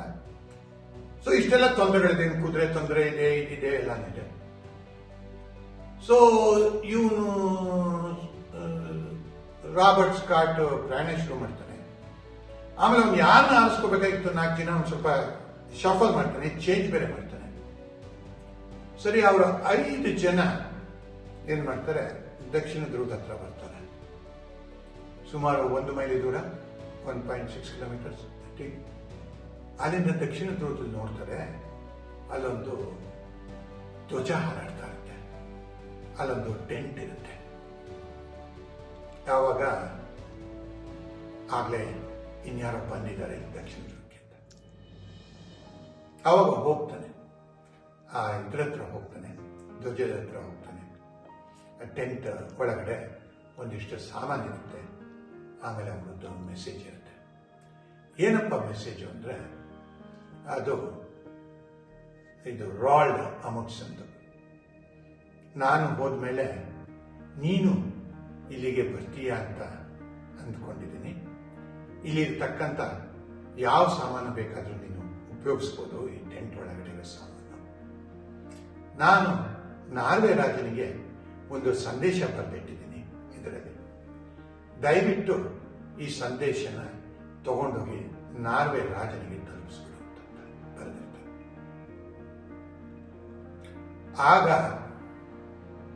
ಒಂದು ರಾಲ್ಡ್ ಅಮುಂಡ್ಸನ್ ಉದ್ದೇಶ ಏನಂದ್ರೆ, ಅವನಿಗೆ ಗ್ಯಾರಂಟಿ ಇರಲ್ಲ, ಅವ್ನು ಮತ್ತೆ ವಾಪಸ್ಸು ನಾರ್ವೆಗೆ ಹೋಗ್ತೀನಿ ಅಂತ ಅವನಿಗೆ ಗ್ಯಾರಂಟಿ ಇರೋದಿಲ್ಲ. ಅದಕ್ಕೋಸ್ಕರ ಏನ್ ಮಾಡ್ತಾನೆ, ಈ ಕಾಗದ ಇಟ್ಟಿರ್ತಾನೆ. ಏನಂತ ಅವನ ಲೆಕ್ಕ ಏನು ಅಂದ್ರೆ, ಈ ರೊನಾಲ್ಡ್ ಸ್ಕಾಟ್ ಪ್ಲಾನಿಂಗ್ ಚೆನ್ನಾಗಿ ಮಾಡ್ಕೊಂಡಿದ್ದಾನೆ, ಅವನು ವಾಪಸ್ ಹೋಗ್ತಾನೆ. ನಾನು ತಲುಪದೇ ಇದ್ರು ನಾನು ದಕ್ಷಿಣ ಧ್ರುವ ಪ್ರಥಮವಾಗಿ ತಲುಪಿದವನು ಅಂತ ಗೊತ್ತಾಗುತ್ತೆ. ನಾರ್ವೆ ದೇಶಕ್ಕೋಸ್ಕರ ನಾನು ದಕ್ಷಿಣ ಧ್ರುವ ತಲುಪಿದೆ ಅಂತ ಗೊತ್ತಾಗುತ್ತೆ ಅಂತ ಒಂದು ಮೆಸೇಜ್ ಇಟ್ಟಿರ್ತಾನೆ. ಆಗ ಇವನು ದಿನಾನು dairy Robert Scott is very organised actually. He used to write the diaries, he used to collect the stone samples, he used to collect the ಪಳೆಯುಳಿಕೆ ಫಾಸಿಲ್ ಸ್ಯಾಂಪಲ್ಸ್ ಎಲ್ಲ ಕಲೆಕ್ಟ್ ಮಾಡಿ ಬ್ಯಾಗ್ ಮಾಡಿ, he was very organised actually. But ಅವನ ಉದ್ದೇಶ ಒಂದೇ ಇರಲಿಲ್ಲ, ಅವನಿಗೆ ದಕ್ಷಿಣ ಧ್ರುವ ಮೊದಲಿಗನಾಗಿ ತಲುಪಬೇಕು ಅಂತನೂ ತುಂಬಾ ಆಸೆ ಇರುತ್ತೆ. ಆವಾಗ ಅವನ ಡೈರಿನಲ್ಲಿ ಒಂದು ಬರೀತಾನೆ. ಒಂದು ನಿಮಿಷ ಅದನ್ನ ಬೇಗನೆ ಎತ್ಕೋತೀನಿ, ನಾನು ಓದ್ತೀನಿ ನಿಮ್ಗೆ. ಯಾಕಂದ್ರೆ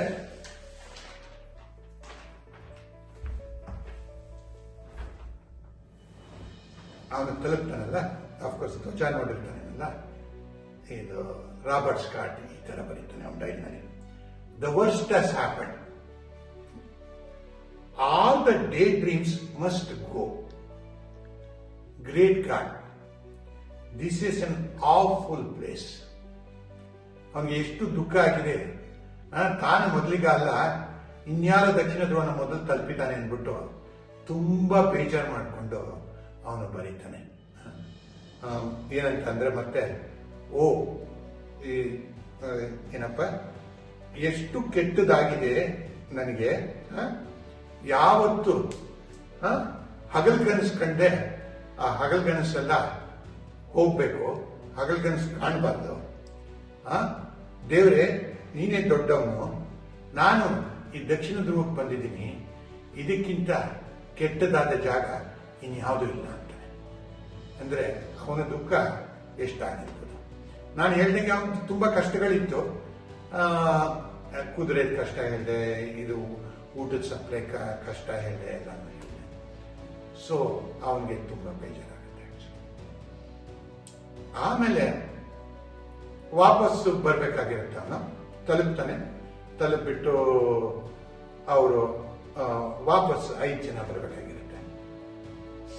ಬರ್ತಾ ಇದ್ದಾಗ ಒಂದು ನಾನು ಹೇಳಿದ್ನಲ್ಲ, ರಸ್ತೆಯಲ್ಲಿ ಊಟನ ಹೂತಿಟ್ಟು ಬರ್ತಾ ಇತ್ತು ಅಂತ. ವಾಪಸ್ ಬರ್ತಾ ಒಂದು ಹೂತಿಟ್ಟು ಜಾಗ ಮರ್ತೋಗ್ಬಿಡುತ್ತೆ, ಅವ್ರಿಗೆ ಸಿಕ್ಕದಿಲ್ಲ ಊಟ ಎಲ್ಲಿದೆ ಅಂದ್ಬಿಟ್ಟು. 4 ಜನದ ಬದಲು 5 ಜನದ ಊಟ. ಸರಿ, ಆಮೇಲೆ ಇನ್ನೊಂದು ಜಾಗದಲ್ಲಿ ಅವನು ಇನ್ ರೈಟಿಂಗ್ ಬರಹನಲ್ಲಿ ಕೊಟ್ಟಿರ್ತಾನೆ, ಇದರ ಸಪ್ಲೈ ಚೈನ್ ಇಲ್ಲಿ ತನಕ ಬರಬೇಕು ಅಂತ ಅಂದ್ಬಿಟ್ಟು. ಬಟ್ ಅದನ್ನು ಬರೋದಿಲ್ಲ. ಆವಾಗ ರಸ್ತೆನಲ್ಲಿ ವಾಪಸ್ ಹೋಗ್ತಾನೆ. ಬೇರೆ ನಂತರ ಎಲ್ಲ ಅವರು ಯಾವ್ಯಾವ ಡಿಗ್ರಿನಲ್ಲಿ ಸತ್ರು ಅಂತಿದೆ. ಸರಿ, ಇನ್ನು ಮುಂದಕ್ಕೆ ಬರ್ತಾನೆ. ಸ್ಕರ್ವಿ ಅದೇ ನನ್ನ ಸ್ಕರ್ವಿ ಬಗ್ಗೆ ಆದರೆ ಹೇಳ್ತೀನಿ. ಸರಿ, ರಸ್ತೆನಲ್ಲಿ ರಾಬರ್ಟ್ ಸ್ಕಾಟ್ ಅವನ ಗುಂಪಿನ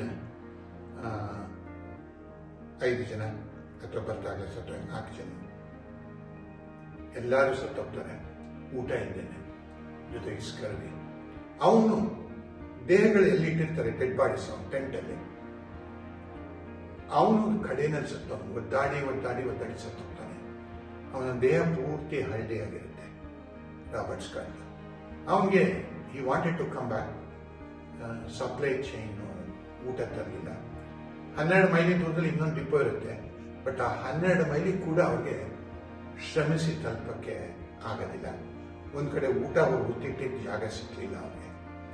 ಇದೆಲ್ಲ ಸೇರಿ ಏನಾಗುತ್ತೆ, ರಾಬರ್ಟ್ ಸ್ಕಾಟ್ ರಸ್ತೆನಲ್ಲಿ ಬರ್ತಾ ಸತ್ತೋಗ್ತಾನೆ. ಆಮೇಲೆ ಎಲ್ಲರಿಗೂ ಗೊತ್ತಿಲ್ಲ, ಎಲ್ಲೋದ ಏನು ಅಂತ ಗೊತ್ತಿರಲ್ಲ ಎಲ್ಲರಿಗೂ. ಆವಾಗ 8 ತಿಂಗಳು ಆದಮೇಲೆ ಅವನ ಟೆಂಟ್ ಸಿಗುತ್ತೆ. ಟೆಂಟ್ನಲ್ಲಿ ರಾಬರ್ಟ್ ಸ್ಕಾಟ್ ಅವನೊಂದು ಪಳಿಯುಳಿಕೆ ತಂದಿರ್ತಾನೆ, ಒಂದು ಮರದ್ದು. ಅದು ಏನು, ಆ ಮರದ ಪಳಿಯುಳಿಕೆ ಏನು ಹೇಳುತ್ತೆ ಅಂದ್ರೆ, ಅಂಟಾರ್ಟಿಕಾ ಕೂಡ ಬೇರೆ ಖಂಡಗಳ ಜೊತೆ ಒಂದು ಭಾಗವಾಗಿತ್ತು. ಯಾವುದೋ ಒಂದು ಸಮಯದಲ್ಲಿ ಅದು ಬೇರೆ ಆಗಿ ಹೋಗಿದೆ. ಆ ಬೇರೆ ಆಗಿ ದಕ್ಷಿಣ ಧ್ರುವಕ್ಕೆ ಹೋಗಿದೆ, ಚಳಿ ಐಸಲಾಗ ಇದೆ. ಬಟ್ ಮರಗಳು ಅಲ್ಲಿ ಒಂದು ಕಾಲದಲ್ಲಿ ಅಂಟಾರ್ಟಿಕಾ ಜಾಗದ ಮೇಲೆ ಮರಗಳು ಬೆಳೀತಾ ಇತ್ತು ಅನ್ನೋದು ಒಂದು ಇದು. ನೀವು ಕೇಳಿದ್ರೆ ಇದು ಏನಪ್ಪ, ಪ್ರತಿದಿನ ಏನೇನು ಆಕ್ಟಿವಿಟಿ ಇತ್ತು ಅಂತ ಅಂದ್ಬಿಟ್ಟು. ನಮ್ಮನ್ನ ಒಂದು ದಿನ ಕರ್ಕೊಂಡೋದಾಗ ಅಲ್ಲಿ ಒಂದು ಎಲಿಫೆಂಟ್ ಟ್ರಾಕ್ ಅಂತಿದೆ, ಅದರ ಹತ್ರ ನಮಗೊಂದಿಷ್ಟು ಪಳಿಯುಳಿಕೆಗಳೆಲ್ಲ ತೋರಿಸಿದ್ರು. ನೋಡಿ, ಇದೊಂದು ಪಳಿಯುಳಿಕೆ ಅಂದ್ಬಿಟ್ಟು. ಅಂದ್ರೆ ಇವೆಲ್ಲ ಮಿಲಿಯನ್ಸ್ ಆಫ್ ಇಯರ್ಸ್, ಕೋಟ್ಯಾನು ವರ್ಷಗಳ ಹಿಂದೆ ಆಗಿರ್ತಕ್ಕಂಥ ಪಳಿಯುಳಿಕೆಗಳನ್ನ ನೀವು ಅಂಟಾರ್ಟಿಕಾದಲ್ಲಿ ನೋಡ್ಬೋದು. ಇವನೊಂದು ಮರದ ಒಂದು ಇದನ್ನು ತಗೊಂಡ್ಬರ್ತಾನೆ. So Robert Scott dies on his way. So ಮೊದಲು ತಲುಪಿದವನು December 14, 2011 Norway explorer Roald Amundsen. ಇವನು ತಲುಪಿದ್ದು ನಾನು ಹೇಳಿದ್ನಲ್ಲ, ರಾಬರ್ಟ್ ಸ್ಕಾಟ್ ನಮ್ಮ ಮದುವೆ ಆನಿವರ್ಸರಿ ದಿನ 1912 ಇಸ್ವಿ ಜನವರಿ 17ನೇ ತಾರೀಕು ಇವನು ತಲುಪಾದ. ಆಲ್ಮೋಸ್ಟ್ 1 ತಿಂಗಳು 3 ದಿನ ಆದಮೇಲೆ ರಾಬರ್ಟ್ ಸ್ಕಾಟ್ ತಲುಪ್ತಾನೆ. ಇದೊಂದು tragedy, but when people take risk, this is what happens. ಸರ್, ದಕ್ಷಿಣ ಧ್ರುವದ ಅನ್ವೇಷಕರು ತಾವು ಒಯ್ದಿದ್ದ ನಾಯಿಗಳನ್ನು ಅವರ ಕುದುರೆಗಳನ್ನು ತಿಂದಿದ್ದರು ಅನ್ನೋದು ನಿಜನಾ? ಅದು ನಿಜ. ನಿಮ್ಮ ಭಾವನೆಗಳು, ಭಾವೋದ್ವೇಗಗಳು ಹೆಂಗೆ ಈ ಎಕ್ಸ್ಪ್ಲೋರರ್ ನಾವಿಕರಿಗೆ ಹೇಗೆ ಅನಿಸುತ್ತೆ?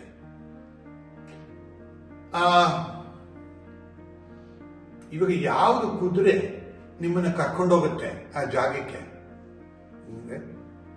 ಇವಾಗ ಪ್ರಯಾಣ ಮಾಡಬೇಕು. ನಾನು ಒಂದು ಈಸೋಪ್ದು ಒಂದು ಚಿಕ್ಕ ಇದು ಹೇಳಬೇಕು. ಈಸೋಪ್ ಇದರಲ್ಲಿ ಪರ್ಷಿಯಾದಲ್ಲಿ, ರೈಟ್, ಈಸೋಪನ ನೀತಿಕತೆಗಳು ಅಂತ ನೀವು ಕೇಳಿದ್ದೀರಾ. ಪರ್ಷಿಯಾದಲ್ಲಿ ಪರ್ಷಿಯಾ ಕತೆ ನನಗೆ ಗೊತ್ತಿರೋ ಪ್ರಕಾರ ಈಜಿಪ್ಟಿನ ಕತೆ. ಅದರಲ್ಲಿ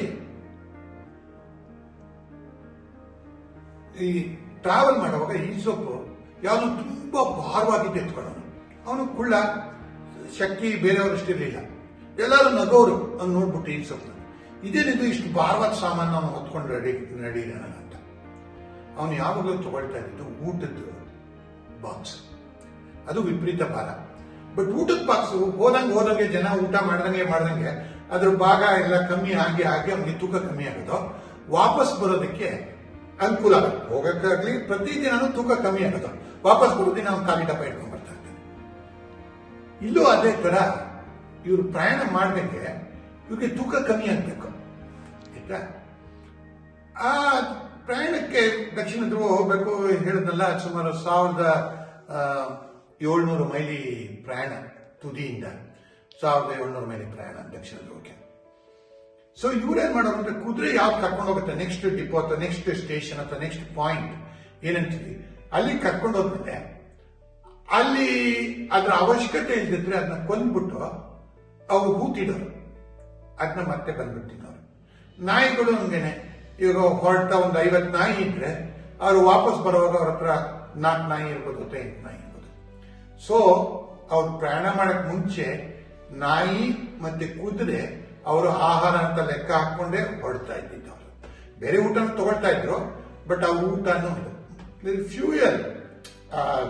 ಈವನ್ ರಾಬರ್ಟ್ ಸ್ಕಾಟ್ಗೂ ಒಂದು ತೊಂದರೆ ಏನಿದ್ರೆ fuel. That's the most heavier thing and the most expensive. Expensive means not in terms of they cannot afford to lose it. ಯಾಕೆಂದ್ರೆ ಬೇಯಿಸ್ಬೇಕಲ್ಲ, ಆಹಾರ ಬೇಯಿಸ್ಬೇಕು, ಫ್ಯೂಯಲ್ ಬೇಕು. ಫ್ಯೂಯಲ್ ತಗೊಂಡು ಹೋಗೋದಿದೆಯಲ್ಲ ಅದು ತುಂಬಾ ಕಷ್ಟಕರವಾದ ಪ್ರಯಾಣ ಆಕ್ಚುಲಿ. ಸೊ ನಿಜ, ಅವರು ಕುದುರೆನೂ ತಿಂದ್ರು, ನಾಯಿನೂ ತಿಂದ್ರು, ಎಲ್ಲ ಲೆಕ್ಕ ಹಾಕೊಳ್ಳೋರು ಯಾವತ್ತು ಯಾವ ಕುದುರೆ ಕೊಲ್ಬೇಕು, ಯಾವತ್ತು ಯಾವ ನಾಯಿ ಕೊಲ್ಬೇಕು ಅಂತ. ಅದು ನಿಜ. ಅದೇನೆ ನೀವು ಕರ್ಕೊಂಡೋಗಿ ಕುದುರೆ ನಾಯಿ ಮುದ್ದು ಮಾಡಿದ ನಾಯಿ ಅದ್ರ ಮೇಲೆ ಪ್ರೀತಿ ಇಟ್ಕೊಂಡು ಅದನ್ನೇ ಕೊಂದು ತಿಂದ್ರೆ ಹೆಂಗೆ ಅಂತ ಭಾವನೆಗಳಿದವರು ಹೇಳ್ಬೋದು. ಬಟ್ ಅವ್ರ ಲೆಕ್ಕ ಏನಂದ್ರೆ ದಕ್ಷಿಣ ಧ್ರುವ ತಲುಪಬೇಕು, ಅದು ಅವ್ರ ಉದ್ದೇಶ, ಭಾವನೆಗಳಿಂದಲ್ಲ. ಸರ್, ಜನರು ದಕ್ಷಿಣ ಧ್ರುವಕ್ಕೆ ಸ್ಕೀಯಿಂಗ್ ಮಾಡ್ತಾರ, ಇದಕ್ಕೆ ಎಷ್ಟು ದಿನಗಳು ಬೇಕಾಗುತ್ತವೆ? ಅವರು ಪ್ರತಿದಿನ ಎಷ್ಟು ಕ್ಯಾಲರಿಗಳನ್ನು ತಿನ್ನುತ್ತಾರೆ, ಸ್ವಲ್ಪ ಹೇಳ್ತಾರೆ?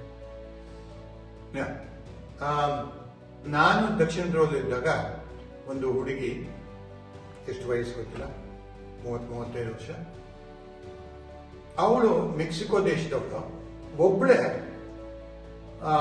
ಅಂಟಾರ್ಟಿಕಾ ತುದಿಯಿಂದ ಅಂದ್ರೆ ಶೋರಿಂದ, ಸಮುದ್ರ ದಡದಿಂದ ಸ್ಕೀ ಮಾಡ್ಕೊಂಡು ಬಂದಿದ್ದು. ಅವಳು ಹೇಳಿದ ಪ್ರಕಾರ ಅವಳಿಗೆ 58 ದಿನಗಳಾಯ್ತು. ನಾನು ಉತ್ತರ ಧ್ರುವದಲ್ಲಿದ್ದಾಗ ಒಂದು ಬ್ರಿಟಿಷ್ ಹುಡುಗಿನ ಭೇಟಿ ಮಾಡಿದೆ.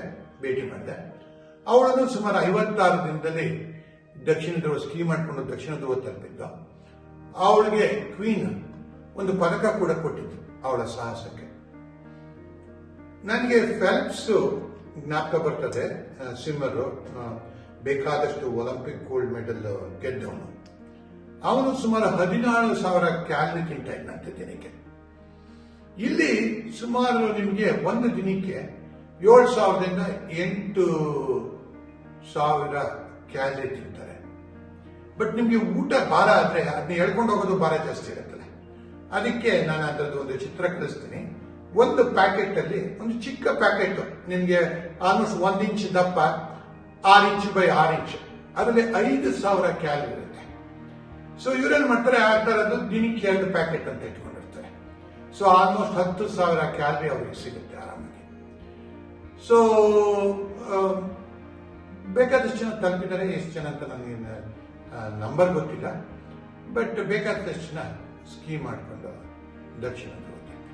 ಸರ್, 80 ಡಿಗ್ರಿ ಆಕಾಂಕ್ಷದಲ್ಲಿ ನೀವು ಕನ್ನಡಿಗರ ಯಾವ ಬಗೆಯ ಆಹಾರವನ್ನು ತಯಾರಿಸಿದ್ರಿ? 80 ಡಿಗ್ರಿ ಅಕ್ಷಾಂಶ.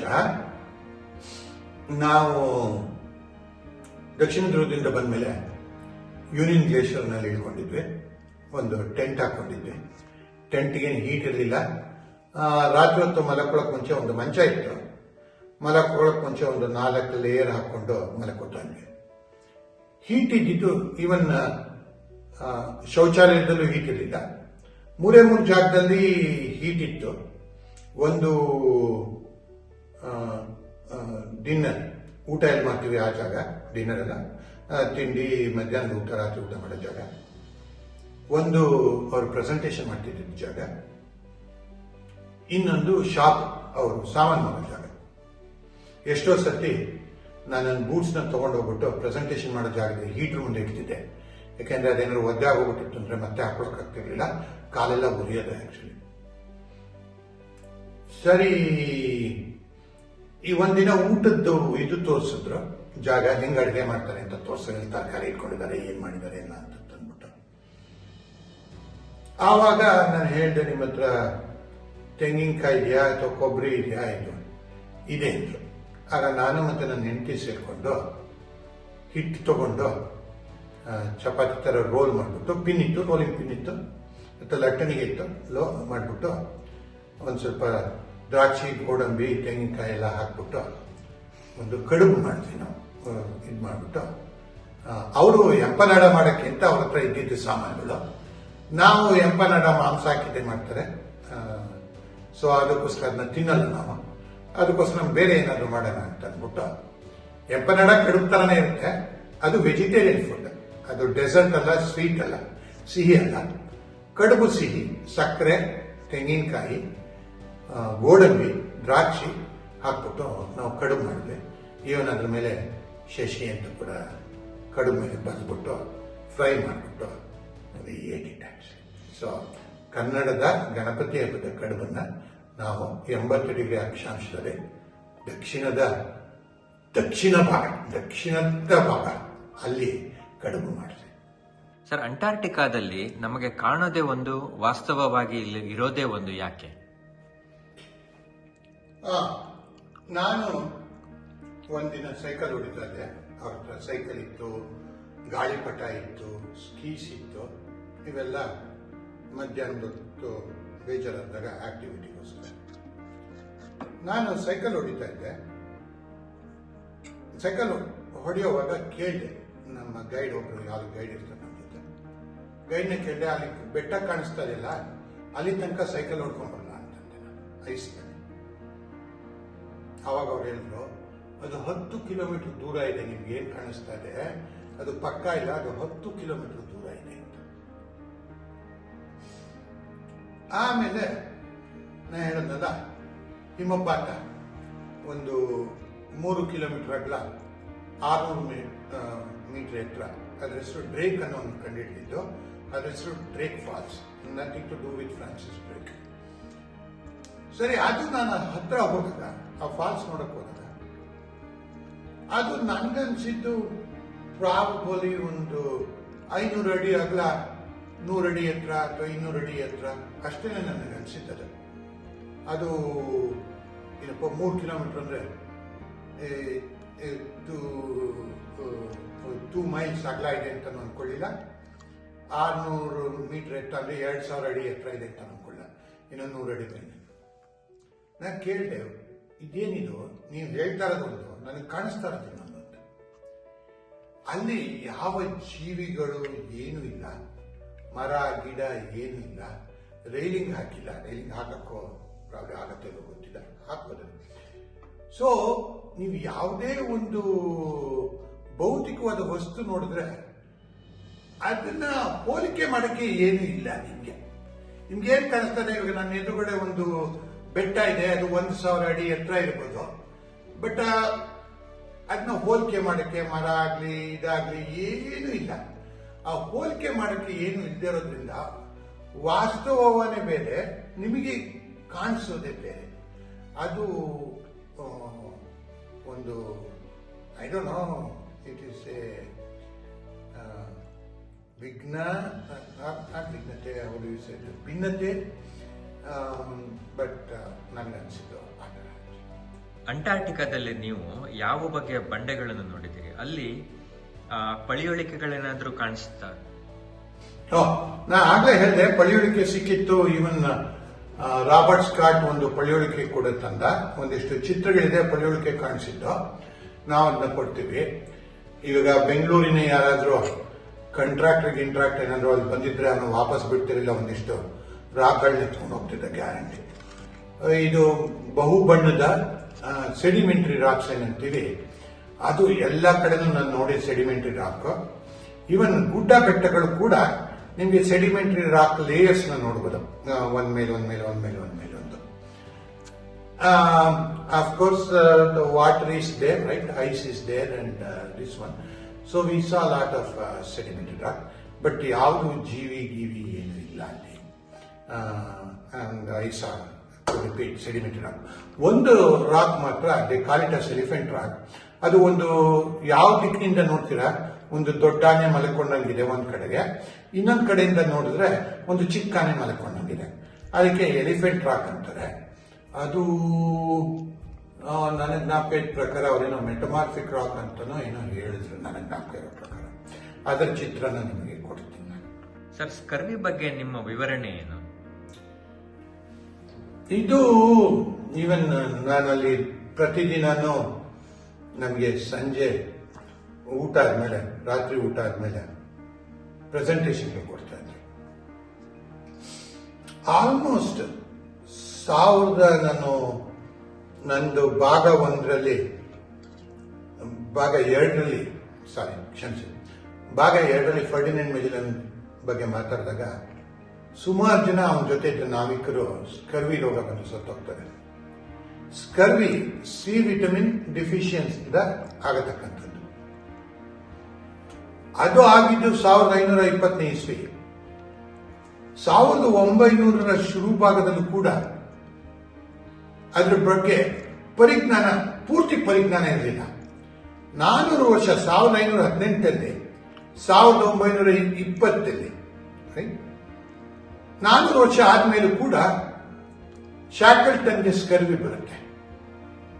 ಸೊ 400 ವರ್ಷ ಅವ್ರಿಗೆ ಅರ್ಥ ಕೂಡ ಆಗಿರಲಿಲ್ಲ, ಸಿ ವಿಟಮಿನ್ ಸಪ್ಲೈ ಇದ್ರೆ ಮಾತ್ರ ಇದಾಗತ್ತೆ ಅಂದ್ಬಿಟ್ಟು.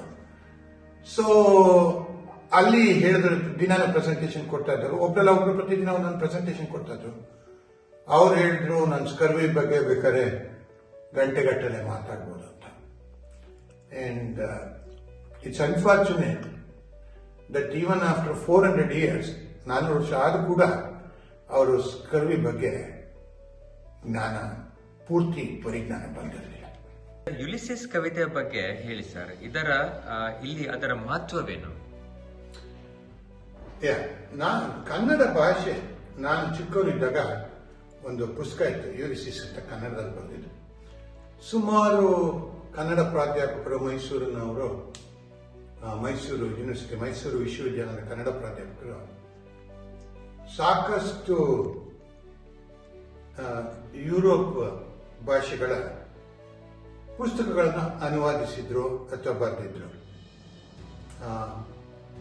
ಹೋಮರ್, ರೈಟ್, ಇಲಿಯಟ್, ಇವರು BM ಕರುನಾಡು ಭಾವಗಳಕ್ಕೆ ಅಂತ ಅಂದ್ಬಿಟ್ಟು ಲೀಡ್ ಕ್ಯಾಂಡಿ ಲೈಟ್ ಅದನ್ನ ಅನುವಾದಿಸಿದ್ರು.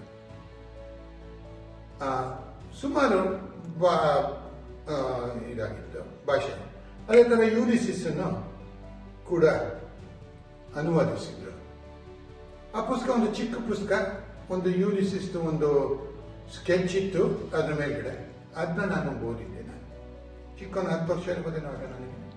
ಬಟ್ ಕನ್ನಡ ಭವ್ಯ ಭಾಷೆ. ನನ್ನ ಪ್ರಕಾರ ಕನ್ನಡಕ್ಕೆ ಒಂದಿಷ್ಟು ನೊಬೆಲ್ ಪ್ರಶಸ್ತಿ ಕೂಡ ಬರಬೇಕಾಗಿತ್ತು. ಆದರೆ ನೊಬೆಲ್ ಕಮಿಟಿಗೆ ಕನ್ನಡ ಬರೋದಲ್ಲ, ಅದಕ್ಕೋಸ್ಕರ ಅವ್ರಿಗೆ ನೊಬೆಲ್ ಪ್ರಶಸ್ತಿ ಬಂದಿಲ್ಲ. ಆ ಪುಸ್ತಕ ಓದಿದ್ದಾಗ ಅದರಲ್ಲಿ ಒಂದು ರಾಕ್ಷಸ ಬರ್ತಾನೆ, ಯುಲಿಸಿಸ್ ಟ್ರೋಜನ್ ವಾರ್ಗೆ ಬರ್ತಾ ಅನ್ಸುತ್ತೆ. ಒಂದು ದ್ವೀಪಕ್ಕೆ ಬರ್ತಾನೆ. ಅಲ್ಲೊಬ್ಬ ರಾಕ್ಷಸ ಇರ್ತಾನೆ. ಆ ರಾಕ್ಷಸನಿಗೆ ಒಂದೇ ಒಂದು ಕಣ್ಣು, ಹಣೆ ಮೇಲೆ ಒಂದು ಕಣ್ಣು. ಅವನು ಯುಲಿಸಿಸ್ ಅವನ ಸಂಗಾತಿಗಳನ್ನೆಲ್ಲ ಒಂದು ಗುಹೆಲಿ ಹೋಗಿದೆ ಇಟ್ಕೊಂಡು ದಿನಕ್ಕೊಬ್ಬರನ್ನ ತಿಂತಾ ಇರ್ತಾನೆ. ಯುಲಿಸಿಸ್ ಅವನ ಕಣ್ಣನ್ನ ಬೆಂಕಿಯಿಂದ ಕಡ್ಡಿ ಒಂದು ಇಟ್ಬಿಟ್ಟು ಕಣ್ಣು ತಿವಿದ್ಬಿಟ್ಟು ಈ ಕುರಿ ಇರ್ತಲ್ಲ, ಕುರಿ ಕೆಳಗಡೆ ಕೂತ್ಕೊಂಡು ಅವನು ಕಣ್ಣು ಹೋದ್ರೂ ಕೂಡ ಕುರಿ ಬೆನ್ನನ್ನ ಸವರಿ ಚೆಕ್ ಮಾಡ್ತಾ ಇರ್ತಾನೆ, ಯಾರು ತಪ್ಪಿಸ್ಕೊಳ್ತಾ ಇದಾರ ಅಂತ. ಅವಾಗ ಕುರಿ ಕೆಳಗಡೆ ಔಸಿಟ್ಕೊಂಡು ಎಲ್ಲ ತಪ್ಪಿಸ್ಕೊಂಡು ವಾಪಸ್ ಬರ್ತಾರೆ. ಇದು ಟ್ರೋಜನ್ ವಾರ ಆದ ಮೇಲೆ ವಾಪಸ್ ಯುಲಿಸಿಸ್ ಬಂದಾಗ ಅವನಿಗೆ ರಾಜ್ಯಭಾರ ಮಾಡಕ್ಕೆ ಅಷ್ಟೊಂದು ಏನು ಇಷ್ಟ ಇರಲ್ಲ. ಅವನಿಗೆ ಕಾನ್ಫ್ಲಿಕ್ಟ್, ಅವನ ಮನಸ್ಸಿನಲ್ಲಿ ಒಂದು ಕಾನ್ಫ್ಲಿಕ್ಟ್. ಅವನಿಗೆ ವಾಪಸ್ ಹೋಗ್ಬೇಕು, ಮತ್ತೆ ಬೇರೆ ಬೇರೆ ಸುತ್ತಬೇಕು, ಯುದ್ಧ ಮಾಡಬೇಕು, ಬೇರೆ ರಾಜ್ಯಗಳು ತಗೋಬೇಕು ಅಂತ. ಅವನ ಮಗನ ಅವನು ರಾಜ ಮಾಡ್ತಾನೆ.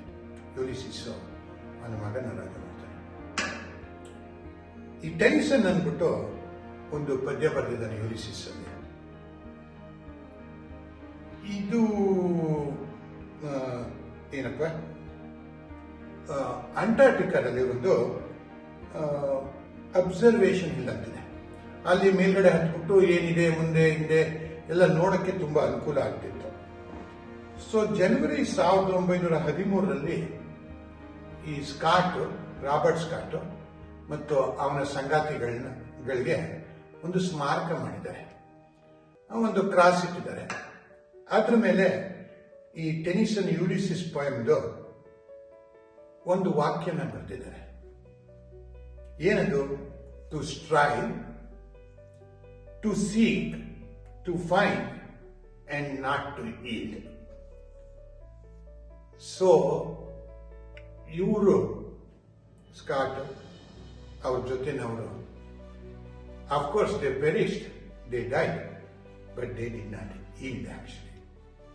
ಸೊ ಆ ಒಂದು ಆ ಸ್ಮಾರಕದ ಮೇಲೆ ಯೂಲಿಸಿಸ್ ತರಾನೇ, ಯೂಲಿಸಿಸ್ ಪದ್ಯ, ಯೂಲಿಸಿಸ್ ತರಾನೇ ಇವರು ಕೂಡ they strive to reach the south pole, they try to seek the south pole, they try to find the south pole, and they did not yield. Even under the worst circumstance, they did not come back. They tried and they reached out. Of course, ಅದಕ್ಕಿಂತ ಮುಂಚೆ ಹೇಳಿದೆ, ಅವ್ನು ದಕ್ಷಿಣ ಧ್ರುವ ತಲುಪಿದಾಗ ಯಾವಾಗ ಅವನಿಗೆ ಅಮುಂಡ್ಸನ್ ಅಲ್ಲಿ ರಾಮಟ್ಸನ್ ತಲುಪಿದಾನೆ ಅಂತ ಗೊತ್ತಾಗತ್ತೆ, ಅವಾಗ ಹೇಳ್ತಾನೆ, ದೇವ್ರೇ ಏನಾಯ್ತು, ಅತ್ಯಂತ ಕೆಟ್ಟದ್ದಾಗಿದೆಯಲ್ಲ, ನಾನು ಕಂಡಿದ್ದ ಹಗಲ್ಗನಸುಗಳೆಲ್ಲ ಹಾಳಾಯ್ತಲ್ಲ, ಇನ್ಮೇಲಿಂದ ಹಗಲ್ಗನಸುಗಳು ಕಾಣಬಾರ್ದು, ಇದಕ್ಕಿಂತ ದಕ್ಷಿಣ ಧ್ರುವಕ್ಕಿಂತ ಕೆಟ್ಟ ಜಾಗ ಇನ್ಯಾವುದೂ ಇಲ್ಲ ಅಂತ. So what we learn right from all these things is the world, ಪ್ರಪಂಚ ಮತ್ತು humanity will continue to strive for success, for growth, for advancement, for invention, for discovery, etc. That's what he learned. And of course, Ulysses was a very good story for me when I read it when I was 10 years old. And of course, ನಾನು ಕನ್ನಡ ಸುಮಾರು ಆಂಗ್ಲ ಪದಗಳನ್ನು ಉಪಯೋಗಿಸಿದ್ದೀನಿ, ಕನ್ನಡ ನಿರರ್ಗಳವಾಗಿ ಮಾತಾಡಿಲ್ಲ. ಸುಮಾರು ಆಯಿತು, 36 ವರ್ಷ ಆಯಿತು ನಮ್ಮ ಕರ್ನಾಟಕ ಬಿಟ್ಟು. ಸೊ ದಯವಿಟ್ಟು ಕ್ಷಮಿಸಿ, ಕೆಲವು ಪದಗಳು ಸರಿಯಾಗಿ ಬಂದಿದ್ದೆ. ವಂದನೆ.